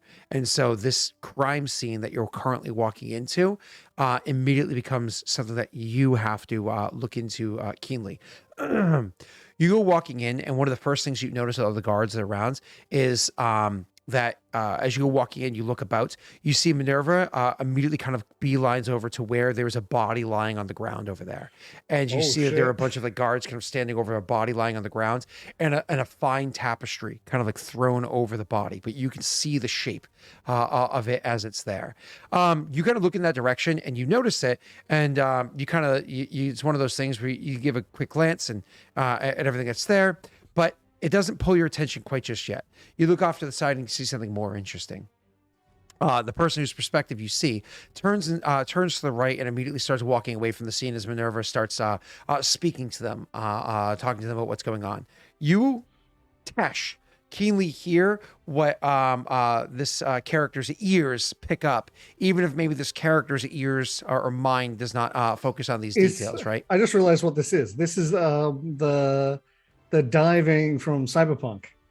Somebody had said that in chat earlier. Yeah, it's also that's exactly what happens in that. Is you can, as long as the person heard it, it can be enhanced to like so that whoever's viewing it can hear what they even if this person didn't register it. Yep. It also exists inside Mass Effect character. That one character can do it. The Krell, whatever they call it. That's right. Yeah. It's also in Ghost in the Shell and a ton of other. Oh yeah, no, it's a lot of things. It's just it just clicked that it is almost Star Trek exactly did this like. Too. Pretty sure Star Trek did this too. Yeah. I just mean literally the way that we're doing it is almost exactly like they take a memory from someone and put it aside so people can do this. Brain dance, that's the one. Yeah. Ghost in the Shell would have been the closest relation that Cyberpunk would have stolen from. I mean, lateral thinking. Anyways, everything is influenced by everything. Of course, I'm influenced by you, Tash. Oh, so he goes walking off to the side, and the room he goes walking into is, or at least standing just outside of, is a. Sorry, what do I hear? That was the thing. They were discussing. Oh, okay, cool. Goes walking off into what looks to be a library of sorts that happens to be there. So goes walking off into this like study or library area. The reason why this is of interest is because there's a bunch of dead bodies over there too. Like lying there, still dead bodies. Two key differences though. One, they're not covered in nice tapestries, and two, they're clearly house guards. Like these are clearly house guards. There's a moment where they're kind of like walking up to the dead bodies, stopping by the first one. You actually see a moment where the person whose perspective you're seeing through kneels down and places a gentle hand on the shoulder. Seeing the outstretched hand, you realize, oh, this is the same perspective. This is the same person that you saw through earlier today, or probably later than this today. Most likely the keenness of these other crystals popped up because it's literally the same person's memories. So hence it's almost like an ad hoc. Once I've already gone into linkage. one. Yeah, it makes it so much easier getting to the others. So they reach down, they place a hand on this person's shoulder, and you can see the gentleness that they place a hand on the shoulder and the way that it lingers there for a few extra moments. It's probably that this was a genuine friend of theirs, somebody that they actually had feelings for, whether it be an actual friend or maybe something more. You don't know. But you see them place a hand on this guard's shoulders, and it lingers there for a few moments. And then they kind of like they stand up and then go stepping into the room. They step into the room slowly. There's a couple moments where they're really trying to like feel it out. They reach out with their hands, and you can see they kind of like stop, and you can feel the chest kind of like fill up with air as they're definitely slowing down their breathing deep, and probably focusing for a few moments. You can feel there's a tingle happening to them as they're inside there. They can actually feel a tingle. Their perspective looks about to the room, as even though you can't see through the full perception of what it is that they can see, if they're using a full psionic powers or whatever to like perceive additional details, you can get a few extra keen senses or whatever to try to interpret. Psycraft. Hey, okay. This one is the one I'm going to use. Actually, there is one check that I know is coming from this, that at least I think is probably coming from this, that I may want to save that for. I don't know if they're gonna. I don't know if he's going to investigate the body or not, because that's what I want to use it. No, actually, Galen would use it now. This is important to Galen. I want to use Winifred's Wisdom, so +5 on this. Sure. Yeah, make sure you add it into the base. Yep. And then boop. I'm glad I added it in. Wow, you keep rolling trash, bro. I'm rolling. I do not have bad checks on these. I just rolling like ass today. Luck it anyway. Oh, that's a good point. Yeah. Oh, that's okay. 16 might still better than 15. It's okay. Yeah. It's a first level. Not power. Everything's tiered. It's a first level power, baby. Oh, so, that's literally okay. Actually, is using what is it? Which means the DC was 16. Actually, is using detect psionics. Oh, okay. Or as what's his face would call it, detect loper magic. So, anyways, oh, hi, wife. That's you bringing me a coffee? I have the greatest wife in the world. Look at this. On my anniversary, she goes and gets me a coffee. Isn't she the best? Wow. Yeah, she's so great. I like that you said my anniversary. Well, sorry, on our anniversary. Oh, she even grew me a butt. She even drew me a butt. Sorry. I thought she was giving me that booty. You know what I'm saying? But hey. I'm sorry. 1 second.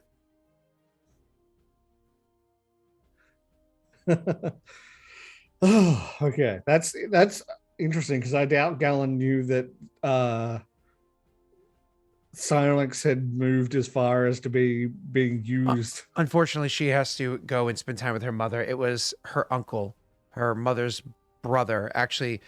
So her mother was the youngest by a stretch, because like she was like the oops baby, like later in the relationship, like down the years. And this is the next up family member, was the one that died of COVID.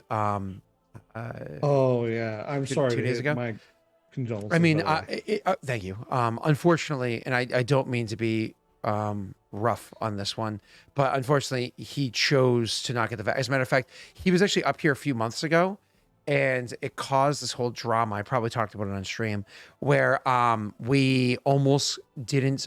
We were actually going on vacation in July with Brittany's parents, and we almost didn't go for the first week of vacation because Brittany's mother saw him, and he came up for a visit and was visiting a bunch of people, including Brittany's mother. You know, she's vaccinated, he wasn't. And and we almost didn't go for those first couple of days of vacation. But everybody got tested, and it turned out it was fine, and obviously the vacation was great or whatever. But literally the last time she saw her brother, because he usually lives in Tennessee as of late, was July, and they of course had a conversation where she was like, "Bro, what you doing?" And he was like, "No, it's a conspiracy. This is just a means of." He's like, "This is not a conspiracy. They're putting 5G in his arm. He's not an unintelligent person. No, it's one of those I things. understand. This is government overreach. They're trying to levels, make exactly. It's one of those things where they do things like this because when they get away with this, they can take the next step. They can take the next step, and because of the way that he just perceives things, saw it as, look at how these things have happened in the past when the government uses extreme scenarios to get away with this. Look at 9/11 and the Patriot Act. What kind of craziness happens because the government used 9/11 to take away all of our freedom of Fifth Amendment shit got taken away from us, right? Fourth Amendment shit got taken away from us, right? Because of the Patriot Act. He's like, this is just them using this extreme scenario. He's like, I'm not going to be a part of their game. They can go fuck themselves.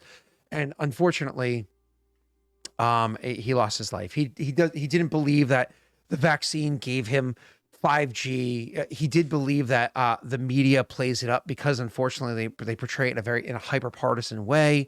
So it did affect his ability to see it as the true dangers it was. And the reason why he got COVID was because his family got COVID and he went to go see them and help them.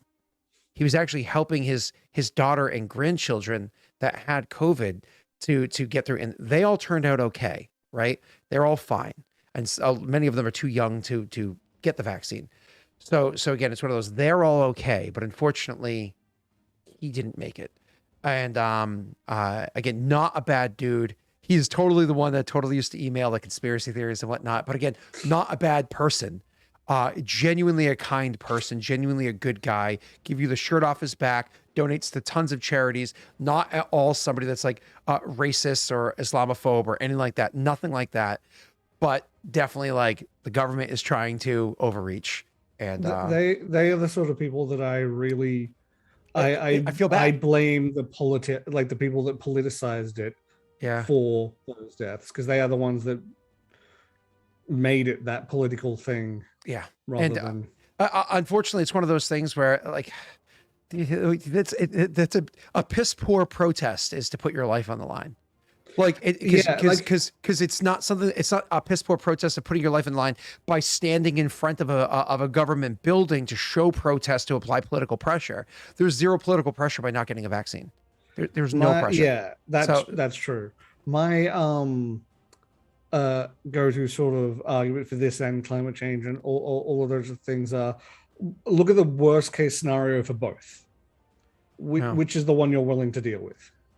Mm. Worst case scenario for that is death, whereas I feel like it's worth not risking that. There's definitely reasons to risk life and limb. And I'm not going to sit here and say there aren't, right? There are absolutely reasons. All the Black Lives Matter protests that happened globally recently, absolutely good reasons to risk life and limb.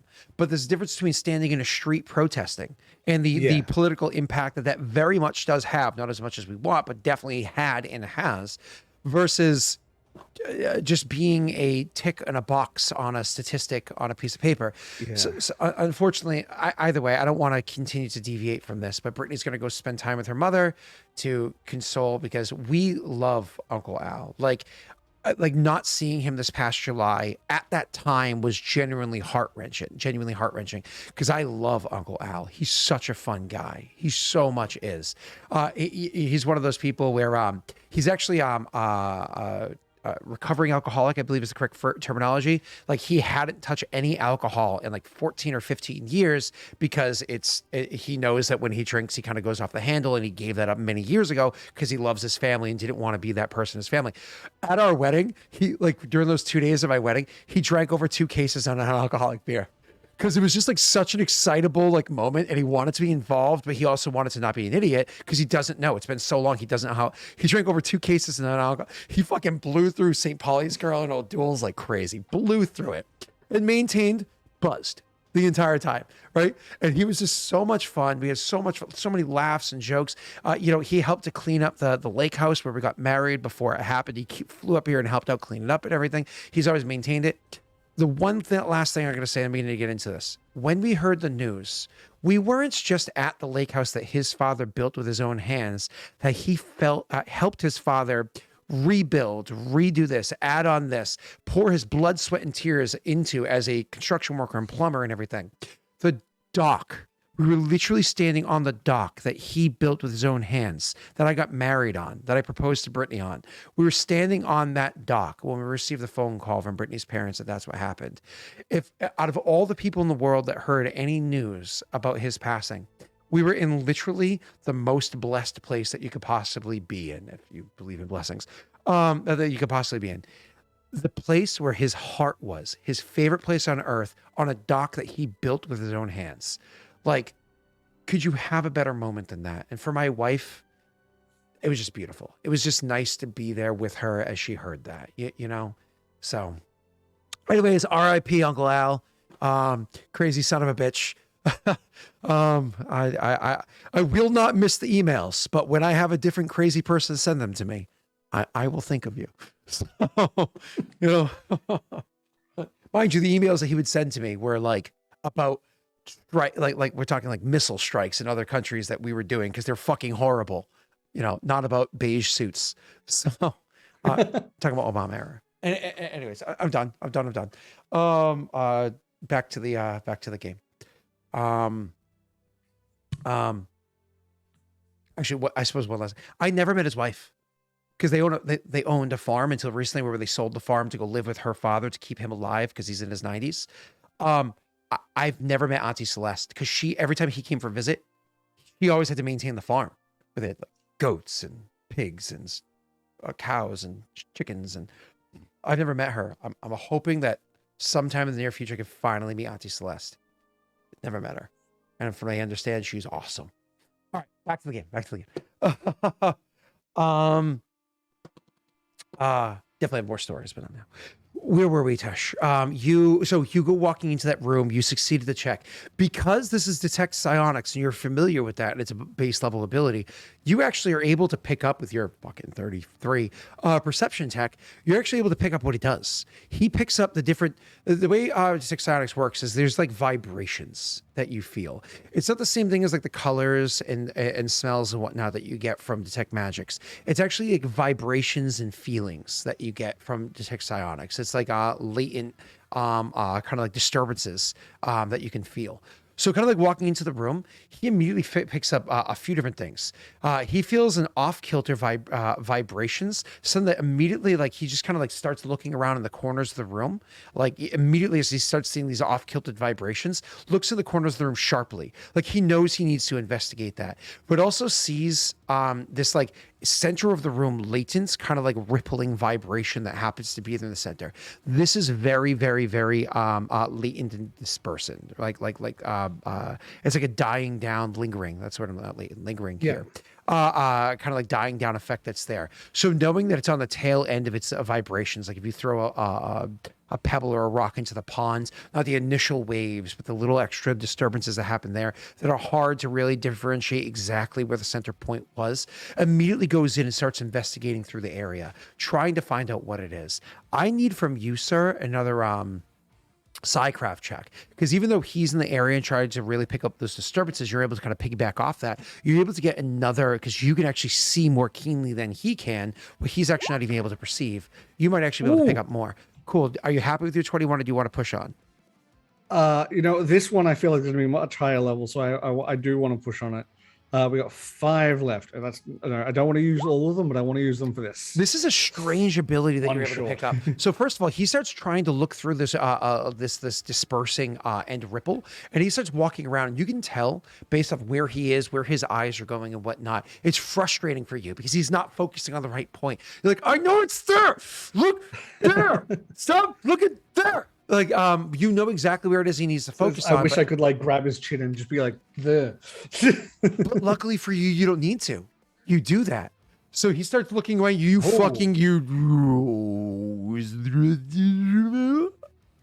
And you're able to pause it and play back. So you kind of like look through the areas back and forth because you made your auto hypnosis check.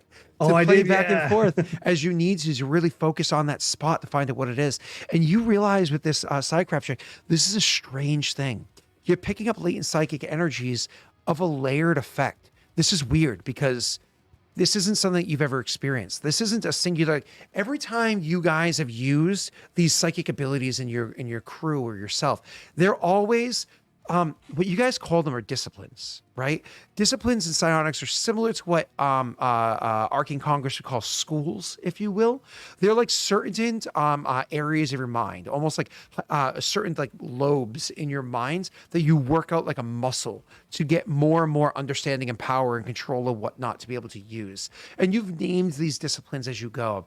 You have telepathy, you have psychoportation, you have psychometabolism, like things like this that you're able to use, right?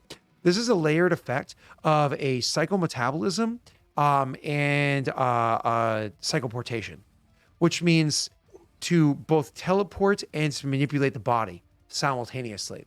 But this is where things get really fucky with your 24 there. You realize that while the teleportation that happens is causing an outward ripple effect that he can identify, and he can see that there's an outward ripple effect. You can tell that he's trying to identify where that outward ripple effect directed its flow. Because even though there's like that ripple that happens from throwing the pebble in the pond, there's one area in the water that has maybe whether it be less dense atoms or whatever it might be, less dense molecules, where the ripple is able to, at a very minute level, travel a little bit quicker, a little bit less disturbed than the area around it. So it can go further or faster than the area, more or less trying to find out where the directed teleportation was. Well, he's trying to find that. And unfortunately, it's so dispersed at this point. All you know is it's that direction, but it's not enough to really pinpoint how far or exactly where, like exactly what angle of approach or whatever it is. You just know that direction. Cool. Hold on to that idea. You also notice that the psychometabolism effect is a reverse ripple, almost like something's happening inward as opposed to outward. And this is where you're able to identify that at the same time that the person teleported away, they cause some sort of negative effects to those around them, literally harming the bodies and pulling their negative energy inward. This is where you realize that the way that this power is used is because it takes an extreme amount of ability to be able to just teleport like long distances or like with finite precision. Most likely he literally stole, or they, I should say, because you don't know if it's he, she, whatever it is, right? Or it doesn't identify with either.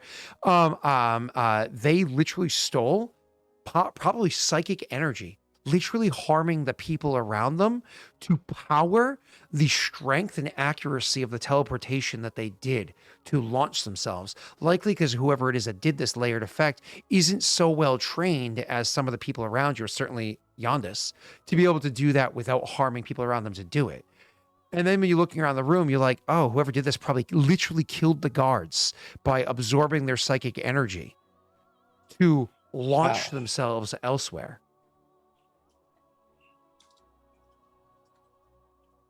So anyways, you are, you're able to do that, right? To kind of like pick up all that, whole thing where you're like, wow, that is nuts. So whoever it is has like, a weaker ability with psychic powers, at least at the time that this happens, but can layer them to, magnify themselves, which is really cool.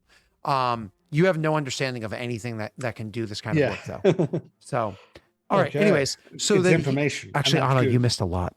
So anyways, so he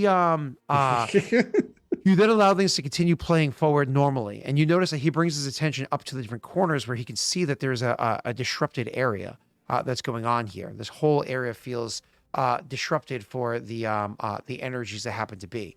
And the reason why he ends up literally going over, moving a chair and stepping up into the corners and realizing there's a crystal up in one of the corners that's there. He actually pulls it and takes it down, looks at it for a couple of moments, almost seeming to attune to it for a second, like feeling the psychic energies, and puts it back in, and then kind of puts the books back in place that were there, and then moves the chair over to the other side, and once again steps up and realizes that it moves the books to the side, and you can see that the way that they reach in and feel around, kind of like hoist up to look further, there is a missing crystal in here. There were apparently crystals in this room for whatever reason, but one was missing, which is causing the uneven dispersion of psychic energy that he's picking up in the room. And he clearly is able to identify this. So he actually mutters to himself under his breath, which you're able to hear. Looks like they were able to spend some time in here first. And then walks about the room, walks by, and you can see that as they go to walk out of the room with purpose over towards where Minerva is, and walking past the body, there's like a moment where they slow themselves down and kind of like look down at the body of the person that they had touched beforehand.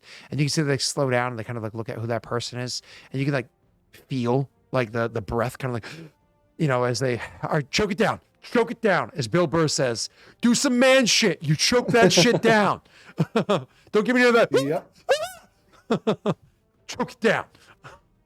Anyway, so you kind of like walks by, and there's that moment where like definitely has to suppress like the feeling that happens there, and then walks and this past is with the body still covered. Oh right, no, that was going past those bodies. Yeah. Yep, and then walk over to the uncovered one. Okay, now let's get to other things that you were paying attention to as you went. Right. So as you were walking over, Minerva, so this is back in time before you even walked into that room. This is the things that you heard Minerva saying before you even walked in, and brought your attention to all the shit that was over there. She walked over and said, is it him? And the person says, unfortunately it is. It's the prince. And she's like, name of the gods, how the fuck did this happen? And the person shakes their head and says, the battle was fought long and hard. It started up inside his chambers, and then it just continued down from here. There was instantly moving from one spot to the next, and a sword was thrown. I don't know, it says, and then kind of, kind of like fades as you go in there and bring your attention in. When you kind of like, I'm walking back, the thing you hear Minerva saying is, Minerva is literally actually saying at this point, all right, let me see it. They continue whatever degree of conversation, and you can literally see Minerva's walking back as, all right, let me see it.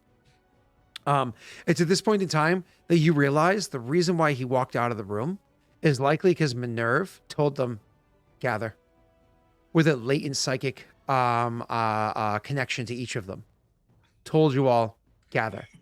And so you go walking back over, and that's why he probably would have finished his investigation there. But even though you gathered more than he did, and he'd likely want to go back and continue investigating, again, you gathered more than he did in the amount of time that you're able to perceive through all this.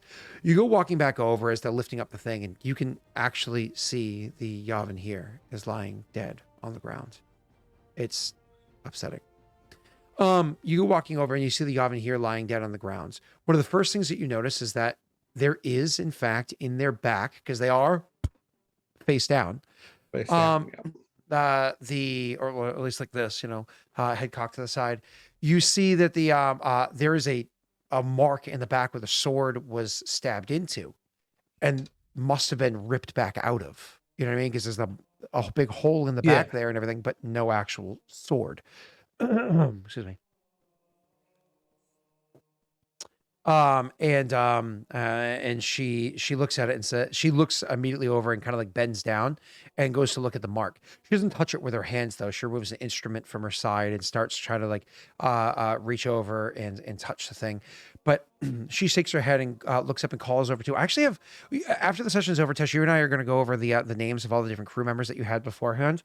But she actually calls over to one of the other crew people's names to come over. It's a female member, like Minerva, that comes over and it calls over for them to do the investigation and kind of hands them the instrument. You have to imagine it's almost like a long, thin prodding stick to be able to like just kind of like move the wound to the side and look at what it is. The person starts sitting there and looking it over as you're kind of looking at it as well. I'll get to your perception check in a second, right? But starts out looking at it as well. And they look over and they say, this looks to be a falchion. That's strange. It is not a weapon that's meant to be thrown, but it looks like you said it was thrown, correct? It looks like it was thrown and thrust into their back that way. Looking at this here, I don't think that's what killed the prince. Honestly, it looks like it probably would have stemmed the the flow of blood enough that with the quick minutes of magical healing probably could have been saved. It was the removal of the blade that allowed him to bleed out before he was able to be saved. Damn.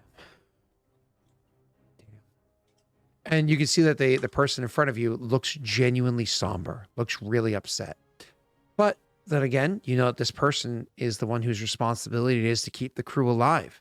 This is the person whose responsibility would have been to keep the prince alive. So clearly they're feeling guilty for not having been there, but if they weren't there, likely they were stationed or sent elsewhere to do something else. So it wouldn't be their fault, but clearly the character is feeling guilt, right? Anyways, they look at the person, they said, and you said that it just disappeared, right? And the guard nods. Just disappeared. One of the other guards chimes in and says, yeah, it appeared in their hands right before they disappeared and all the other guards died. I mean, don't get me wrong. I felt the energy too. Whatever it was damn near killed me, but the sword just appeared in their hands and then they were gone. They just disappeared. And she kind of nods and thinks and says, oh, clearly some sort of master assassin. But these other injuries, and starts looking it over. These other injuries here are axe wounds. And there's more beyond that as well. Clearly the fight was not an easy fought one. I need to investigate this body further. Any of your guards that are squeamish, have them step away. And then she looks to Minerve for permission. Minerve gives like a nod. And then she kind of like removes from her own pack 2 small little, almost imagine like small little wooden paddles. You know what I mean? Removes from her pack and literally uses them almost like a pizza flipper to go underneath like the hip bone and the shoulder and hoist and pull the, like flip the body over as gently as possible as Minerve takes a hand on the other side and grabs like the back of the shoulder and helps to lower. So as he like rolls over and reveals himself on the other side, once again, so it's kind of like, and kind of is able to be exposed to how they are. Yeah. And you can see a myriad of injuries on the other side. Go ahead. This is just me out of character, not knowing how any of this works. Does the Yavin here look any different to how I remember the Yavin here looking? Because I can't remember whether it was dead mother. Other than that. Actually, so this is what I'm going to get to next. I need you to go ahead and roll me a psych craft roll. Psycraft? Mm-hmm. You already got your 33 no perception. More Winifreds? Hold up. No more. Nope. So it's just psycraft. No more perception checks. That was all kind of like linked in, right? Awesome. As I said beforehand. Matt, I just fucking can't roll high on Psycraft. I have a +6. I can't roll above 10. So you I imagine you don't even want to. No, there's no point. Just to hit that 10. 10 won't give me important information, which is what I needed. Are you sure out of that? Oh, I fucking hate you, Scott. Don't. I'm not gonna do it because the stuff that I need would be a higher check. I'm a masturbator. All I'll note is that both the character I'm viewing the memory from and myself would have dealt with the oven here. So it's the only thing I'm laying there. Yeah, no, but they definitely looks like the Yavin here, but heavily okay, injured. It does look like him. Cool. I didn't know whether I didn't know whether how any of that side of things worked in terms of what we don't know yet. So no, you're good. You're good. There's no reason why, because that doesn't fade. This body's fresh. So cool. Got it. Anyways, moving on. So you they start kind of like looking over and they say, look at these axe wounds. This was not a small weapon. But it looks as though the Yavin here must have had protections. She says, looking at the Minerve, giving like a knowing look to Minerve, to slow down the blow, because these are all glancing blows that inevitably would have led to incredible injury. But shakes her head. I don't know. We'd have to finish investigating the whole the whole situation to fully understand what's going on. Stands up, and you can actually see that the person that you're with at this point in time, they had detect psionics going on, but they end up dropping their detect psionics that they have so they can focus on other things, right? So they can bring their minds to bear on other abilities. So you eventually see like the subtle like psychic abilities and like latent abilities are kind of like tinkering off of the people around you that you know are psionic, starts to kind of like fade away as they drop their ability. Eventually she says, they after like investigating this thing and you kind of like looking around and taking in the area or whatever, you notice that there's again lots of I just gotta run to the bathroom. Wounds. I am still There's listening. lots of axe wounds and the like that are happening there. But again, nothing that really kind of stands out beyond that. There's the sword marks and the axe wounds. There's no like energy burns. There's no anything that shows beyond that. There's no like major bludgeoning, etc., etc., etc. Anyways, eventually, Minerve is going to say, "Well, we need to go and investigate his office. That's only twice before I've been able to go into this room. I suppose the third will be the last." And she stands up to start making her way up there. She stands up and looks to the character, Tesha's perspective, and says, a Gallant's perspective, and says, let's go. More eyes are better. And starts walking up the stairs to go over there. It's actually walking up the stairs that with the perception check, you're able to perceive that the battle didn't just take place here. You can actually see a moment where there's bits of scuff marks and everything that are on the stairs themselves. Clearly, there's a bit of a struggle that would have happened on the stairs. As a matter of fact, even the landing that would have led straight to where the sword would have been thrown from. You can see scuff marks of where they would have fought a little bit more. Hey, what's up? Wow. That is an awesome emote. Hold on, Jay. Jesus Christ. I know it's Jay, but every time my brain went to go say Jay, it switched to Jake because Jake is in the call with me. I'm looking at his beautiful beard right now. So my brain would go Jake. Nope, that's wrong. Jake. Nope, that's wrong. Jake. Nope, that's wrong. Yep. Jake. Nope, that's wrong. Feedback loop. Jay. Just Jay, like the letter. Just Jay. Yep. Sorry. Yeah, but Neil is the Bay of Bay. You know what I mean? So speaking of, hi, I'm Nick and I'm in the call. Yeah, actually, yeah. So I have a Jake and a Nick. Yeah. Funny enough. So anyways, moving on. What is that emote?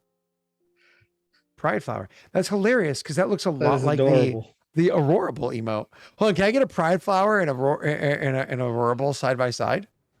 I wonder if that's what the artists use as inspiration when they made me the Aurorable. I know who you meant. Oh, fuck you, Otto. Shit. Hey, Jay, real quick. Do you remember about how tall I am? Top of your head? Do you remember approximately how tall I am? I mean, you know it's taller than your brother. But do you remember how tall I am? Yeah, right? Isn't that funny? I think they use that as an inspiration, which I'm fine with. I mean, it's cute. Yes, I'm taller than Nick. Of course I am. It doesn't help that he's, balding. That doesn't make you short, but it makes me think of your dad, who is also balding and is actually short. So, Nick's 5'10". Okay, so it looks like Nick's 5'11" apparently, and Nick says often that he's taller than you. No, Nick doesn't say that often, and Nick's 5'10". So I don't know. I'm pretty sure Jay's 6 foot. I'm pretty sure Jay's got an inch on me. Yeah, I'm pretty sure Jay's 6 feet. I'm 5'11". Nick's 5'10". So, oh, fuck you, Otto. I hate you so much. I hate all of you. I mean, it's one of those things where I know that I am around 174 because that's the last time I got measured, and that's supposedly 5'9", but I'm the same height as people claiming that 5'9" is short.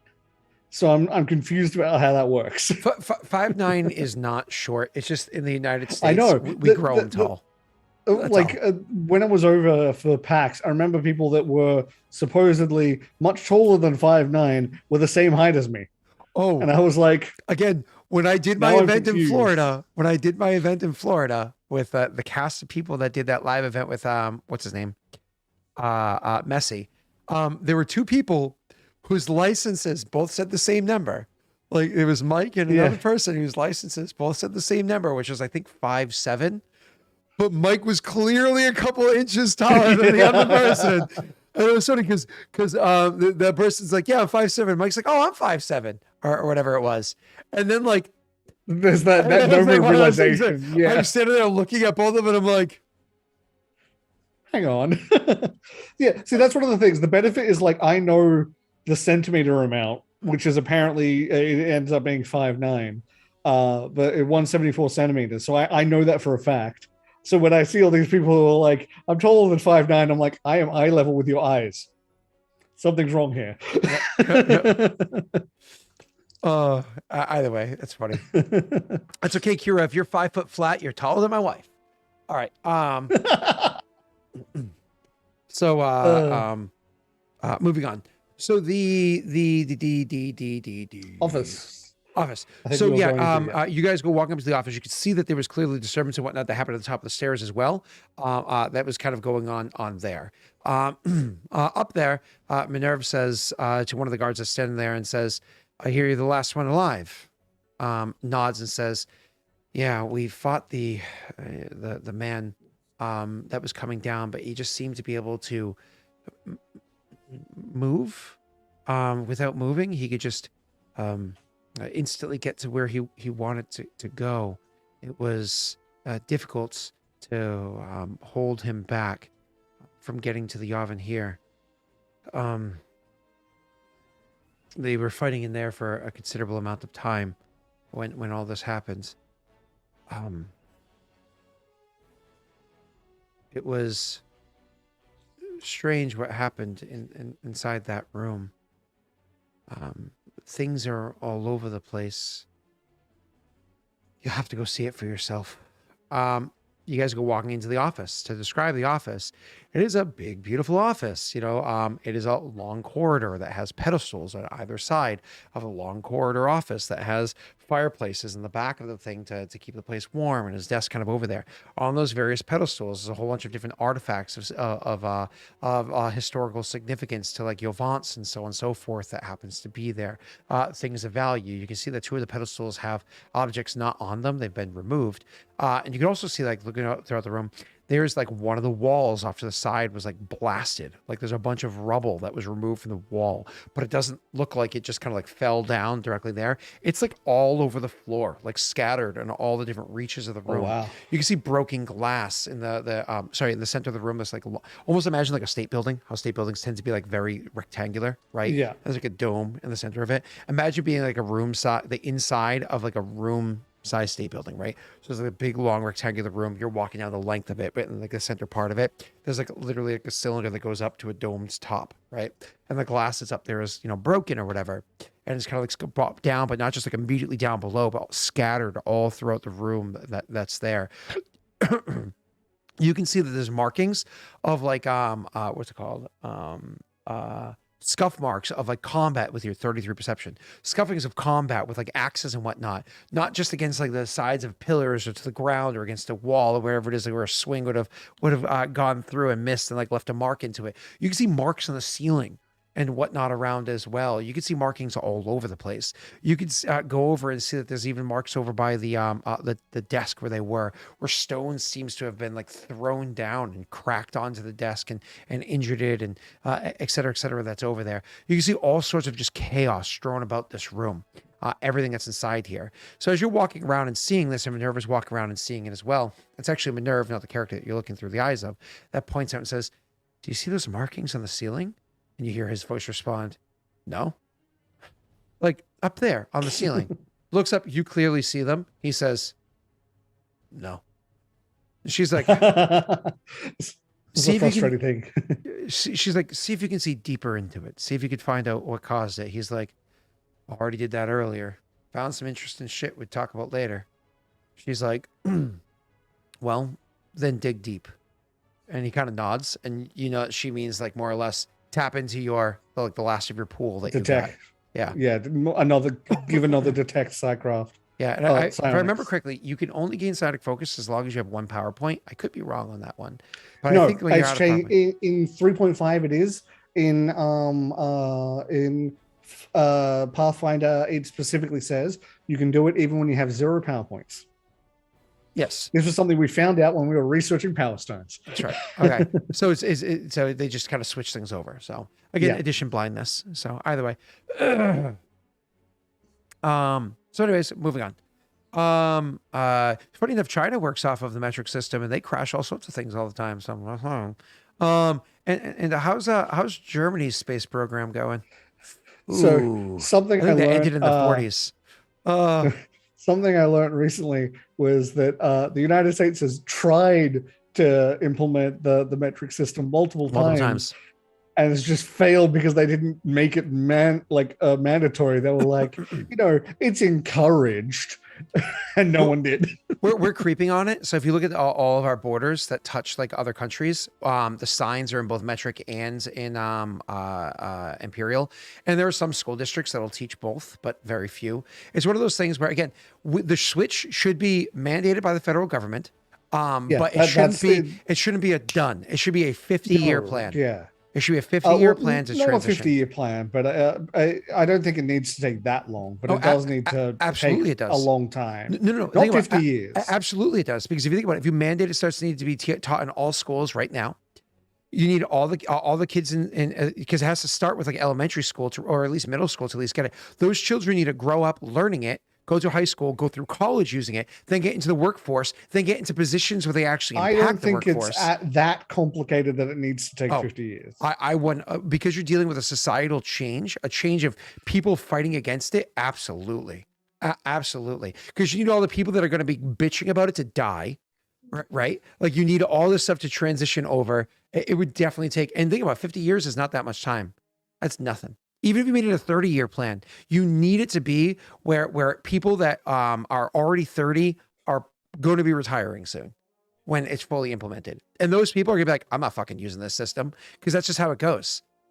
Right. And then there are people like my buddy Keith is an engineer, right? He works on nuclear reactors. So he's an engineer for it. Their company, even though they're a very successful company that does very well, so on and so forth, even they're like, yeah, but we need like project leads. So they'll take a person that's like 72 years old. He actually has somebody who's 72 years old that's in his job, took him out of retirement, quadrupled his salary to do a 2-year contract with him, taking him out of his retirement to lead more projects because they need somebody of that kind of level of expertise. You think that person's about to learn the metric system? Fuck no. And that's going to be 20 years from now, the same case. So you need to have like a multi-decade plan because you still need to pull those people from retirement to do it.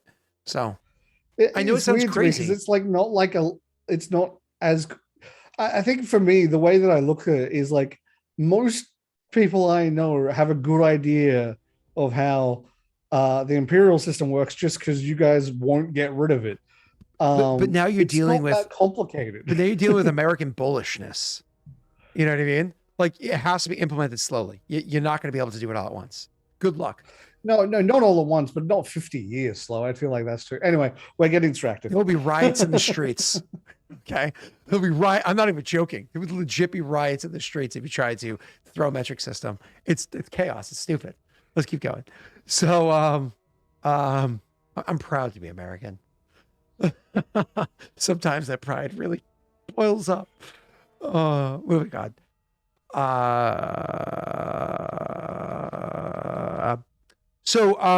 He digs deep and you can feel like levels of exhaustion, like his body slumps and whatnot as he digs deep into his psychic energies to release the last bits of it to impact his detect psionics.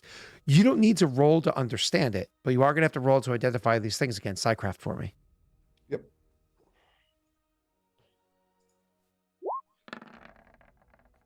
Oh, that's better. All right. I am going to luck that because I might get to 20, and I know these are more complicated stuff, or I think they are. And hopefully, come on, 3. That's just not high enough. But I also know that this stuff is more direct number based, so it might not be. Could you roll me a will save? Oh, okay.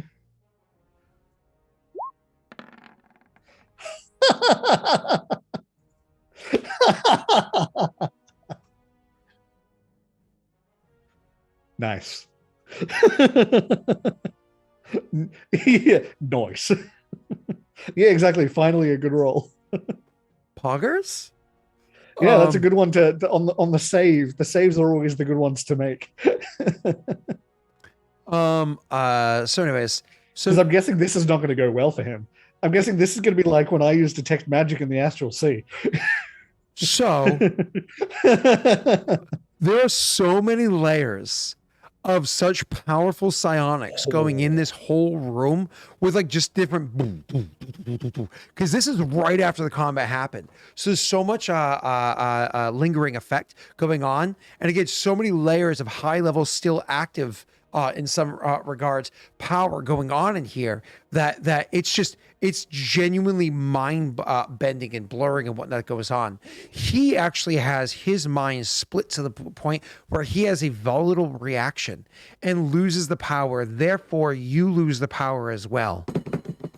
But you are able to hold it together well enough that you can actually see some layers of it before you also lose it. You're not also mind blurred. Unfortunately, your Psycraft check sucks, so you're not able to identify everything that comes through. But you are able to see that there is a lot of like room-spanning powers that transpired that were all over the place. The chandelier that's all fucked up and everything. By the way, that happened too. I mean, that's information. The fact that there was a lot of that powerful, like high powerful things that were room spanning. Right, that's but more then there's than anything also I've ever pockets dealt all with, over the place as well, like over by the door, up and inside that rise cylindrical like dome area, all over the place, just room spanning, tons of different pockets. Like there was a whole fucking psionic battle inside of a psionic chamber inside of here, just like so much of it. You see it, and you're like, oh God, this burns. I can't identify what any individual thing is, but there's so much of. Oh, thank God he lied. Oh God, thank God he dropped it. But there's so much of it. And of course, he just kind of like, fuck. Oh, shit. And she immediately like looks over at him and takes a quick step over and places like a firm grip on his shoulder. I won't lie, it feels nice. You miss that camaraderie and that love that your crew had for one another when you guys traveled together. It was a while ago, and it wasn't as long as clearly they've been together, so they have a stronger connection. But when she comes over and she grips his shoulder, she doesn't just grip his shoulder, she also grips his mind as well. But she doesn't just grip his mind. You know how this works. When there's a pain, like an extreme pain in the group, it's taken from one mind and dispersed amongst everybody that's there. She actually has taken some of his pain to ease his mind and his suffering. That's right there. You feel that grip and you're reminded of just that soothing, even though you don't get to feel it. It's him that's feeling it. You're reminded of that soothing nature that happens there. And it's actually one of those, like, you actually get sad for a moment as you like remember the heartwarming aspect of being a part of that crew that you're not with anymore. Anyways, so she grips his arm and everything and holds like shoulder and holds it tight as he just kind of steadies himself, like visibly shaking for a couple of moments, takes a deep breath, steadies himself like he did beforehand, and thanks, looks up and says, I don't know what the hell it was, but it's more than I can see. Is a lot of shit happened here, a lot of powerful shit, and I don't know how big it was, I don't know how strong it was, but I can't see any more than that. And she nods and looks about and says, it seems like things were kept from us. Seems like things we didn't know. Ooh, that's a big note. He looks at him and says, you know, there's only one way we're going to find the answers. And he looks at her, and again, because his head hurts a bit, he's like, he shakes his head, kind of like not understanding. She says, we need to talk to those that witnessed what happened. We need to take the information from them. And he nods and says, we going on a hunt? She says, I think we are. Did you get any impressions? Do you think you can find any of them? He shrugs, says, I'll start looking now. I'll see who or what I can find. But we know they can use, so that's important. She gives him a pat on the shoulder and says, go get a drink, ease your mind, and start searching. find these sons of bitches. He nods, says, "Yes, ma'am," and starts turning to walk out. He turns to walk out the chamber, walks out the door, kind of like looks at the guard that's there, that looks kind of like still shaken by what's inside there. Kind of gives him a keen look.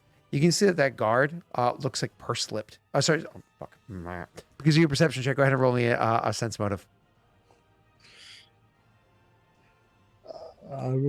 Sense motive. Oh, hell yeah. All right. You can actually see that this character looks like purse-lipped. Like it seems to have fallen off of this character. He doesn't seem to notice it. But you can see that character, whoever that guard is, clearly they're keeping something to themselves. Like they haven't said everything that's on their minds, right? So that was the guard that walked in during stuff happening, isn't it?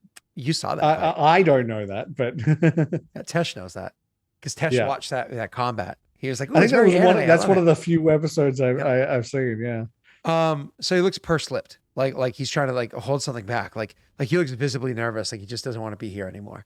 But they're still standing at the top of the stairs. This person walks down, stops by the prince's body again, and kind of like looks down to the prince and looks at the what's her name and says, "Anything else?" She just kind of shakes her head and says, "No. Whoever they were fighting must be a damn terrible warrior. Either that or the Yavin here was better at, was really friggin' quick. Every blow seems to be a glancing one. Nothing seems to be particularly decisive." She kind of shrugs and says, "You'd have to be really quick to move out of the way of these kinds of attacks. But honestly, look at this. Look at this right here. This looks like this would be a full-on attack. Like, look at the part of the blade, the curve of it as it enters and hits. This looks like it should have been a full-on attack, but I don't know. Maybe it was blocked or parried to some degree from the base of the haft of the axe. Something to kind of stop it short."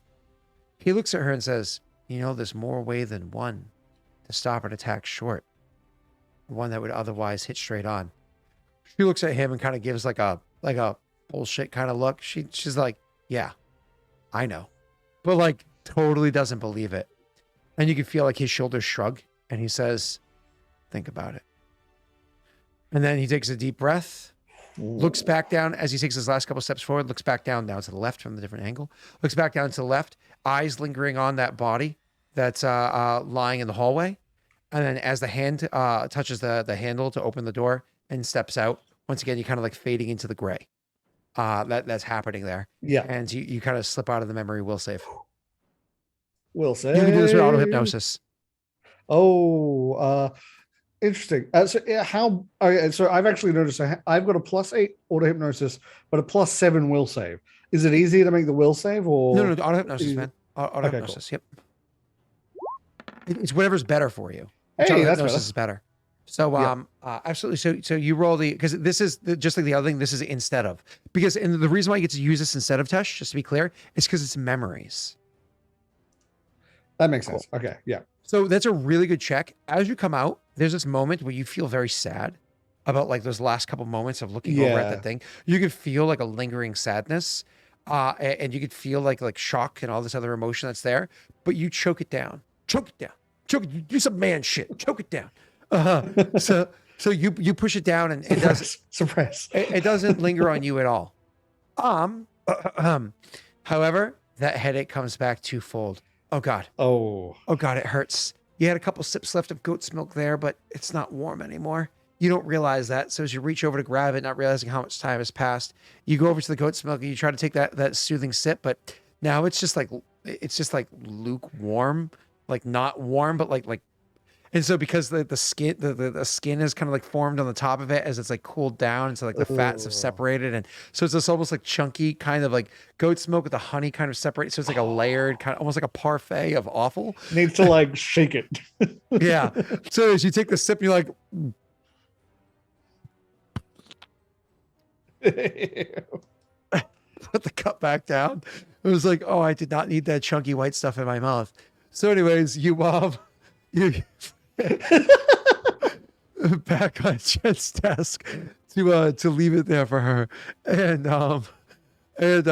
honestly, you think you might have the strength to go through one more, but your head is splitting. This is like you walking into an exam while having both a cold and a migraine at the same time. No, I got a ton of information that is extremely important.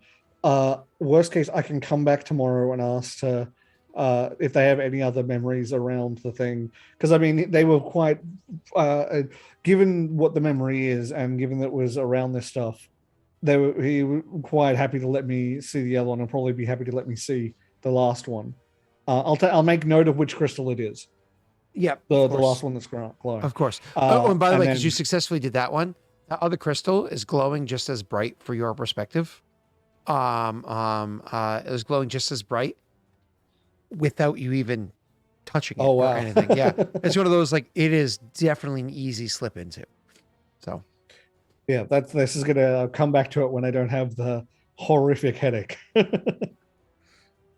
But that is a ton of information, and he'll like Joey. Seriously, I love you, mate. You need to rewatch. Like, you missed. Yeah, there was a lot of information that got dumped. A lot. Anyways, I've been peering through what's his name, Garfon, I think it is. Yeah, Garfon's memories. So you definitely need to watch it. So you take a note of which one that one is. I imagine you leave the do you leave the cup on Jen's desk? I would know if there's like a kitchen to put the cup in or something. You leave it on the secretary's desk. That's fine. Yeah, I'll do that. Yeah. And again, the cotton piece and the leather piece, I imagine you could do the proper like folding or whatever. I would put it properly, put it back. And as I said, I would leave that note, the bifold afterwards. Yeah. So like you said, you left the note. You fold that thing up. You put it to where it belonged on the counter. You close the crystal thing that was there that was left open for you to be able to reach into and put the thing back. And it was funny because you didn't even have to pick that one up. You just touched it. Yeah, that one I just touched. And then you shut that, and then as soon as you go over and you shut Jen's door, roll me a perception check. Ooh. Like that? Oh, the dice did some funny stuff. Snaga, you misunderstand. 10 minutes of RP and a fuck ton of information. Most of the session was yeah, but he'll find out. He'll find out. Describing stuff. So, with your 22, are you happy with your 22? I would. Galen in this situation would be happy with it because headache. It's one of those things where he's probably not paying as much attention as he could. I'm happy with the 22 for this. Sure. So, you're looking about the desk and seeing. The desk. Sorry, you're looking about the office and seeing the other stuff in here. You can see she has other bits of artifacts and whatnot that happen to be here as well. One of the things that really kind of catches your eye is a bit of interest. Like, she has other stuff in there, but she actually has a sword that catches your eye. It's a short sword that seems to be like at first it never caught your eye when you walked in beforehand, because it's like it's the dull gray blade, decent but rather functional, not fancy, cross piece, and then like the wrap handle as you would typically see or whatever. As you're like walking about the office and kind of like taking a moment before you actually leave, I imagine you're holding your cup of yum, and you are kind of gathering your thoughts before you leave. You look over and the sword kind of like throws you off as you realize the sheen on it is a little weird. It's one of those like, kind of catches your eye. And as you walk over to the sword and you look at it a little bit closer, kind of like looking at different angles, you realize, wait a second, that's not a metallic blade. You even reach over and you like run your finger along it and you can feel just like, it doesn't feel cold like metal. It doesn't have the texture of metal. You can even, if you want to, literally pick it up from where it is and hold it on. This does not weigh like metal. This weighs heavier than a metal blade would. It's made out of crystal. Would you say it's similar to the braces that I have? It's made out of the same kind of crystal as what I was getting to. Ooh. It's made out of the deep crystal as the bracers. It's a short sword that seems to be made out of that same kind of deep crystal that's there. You can feel that this is a blade that, slide out. So you see, I looked over at the moment. I'm just, sorry, continue. You're good. So the deep crystal that's there, you could see that it's made out of it. And even though it's heavier, definitely heavier than a short sword normally would be, it is very well balanced. It feels comfortable in your hands. The blade is properly like honed and sharpened to be exactly as it needs to be. And you can feel just in touching this, because usually deep crystals feel mostly latent with a little bit of almost like a draw of psychic energy inside of it, because you know that they're almost like hungry for it, because you can pour some into it to have them like resonate out with a magnifying effect. This one almost seems to be humming in your mind with its own psychic energy. Like it has psychic energy built into it for whatever that's worth. So it is a finely crafted weapon, but you obviously, Yeah, I'm not taking it, but it's cool to know and stuff to look into asking about. So you take this thing, you hold it, investigate later. You could feel the power in this. You're like, I wish I could roll detect psionics or identify, but you can't because you suck. So nope, not that type of psionic. so you put that Loper. No. So you put you put it back on where it's like kind of like hanging on its piece, where it's like hung up by its cross piece, so the blade is kind of pointed down or whatever. And you put it there and go walking out of the office. As soon as you shut the office door, which I imagine you do so gingerly, you hear the clink. Oh, the behind the office door actually has like a gear inside there. So as the gear turns, it actually has like two like pieces. Like imagine, inside of you saw this forever ago at the base of the mole keep from session 1 of Kingmaker. Also similar design. Okay, cool. Yeah, similar design exactly. Proper vault door style stuff. But the center of it has a crystal inside of it that clearly the other crystal would attune to or whatever, to allow like the like a telekinetic energy to So anyways, you almost have to imagine it works like a Tesla coil. Is that what it's called? Where you more or less kind of like use rotating magnetic energy to cut. Yeah, cool. Anyways, you you go out, you hear the thing kind of like lock shut. And I would make sure it shuts properly before leaving, and then and then you go out and you shut the proper office door from here, and you go walking out. Your head is little bag splitting. of crystals. Your head is splitting so miserably because you did that second one. You are gonna have 1 point of wisdom damage to you. That's it. Yep, fair. Oh, good. That doesn't actually give me a negative. Oh, cool. I have 13. One of the perks to odds. Yeah. Beneficial to be odd. 1 second. Sorry, my wife texts me. Give me just a moment. That's a big. So that's this is me talking just in my head and also to Chat and Jake. So Minerva and this group, Generalist and that, didn't know about the fact that now we also know that the likely either the people involved in the attack had a lot of psionics and powerful psionics, but also it's possible that the Yavin here had powerful psionics, which is not something any of us knew before, which changes things. And I learned a bit about how they escaped the palace and a bit about where they might have gone. Oh, that was something. I don't know if you were here for that, Jake. I have auto-memorized a place where Yondis jumped out of the window of. It was a brothel in the red light districts. He jumped out of the window that was when he confronted Gerfon. So we have a place to look that we know that they at least were in at one point. Nice. Things are coming together now. Yes, this trip was very, very. I mean, we know what happened, kind effective. of to an extent of the aftermath of the fight, and the escape. Just don't know how they got in. Really. Yeah, but we also know that they were there for a while beforehand. They showed up and started fighting. They were in the building for enough time to disable some form of. There was a setup of crystals that were obviously meant to do something, but they had removed one of the crystals so it wouldn't do it. meaning they had time to figure out that was there and disable it.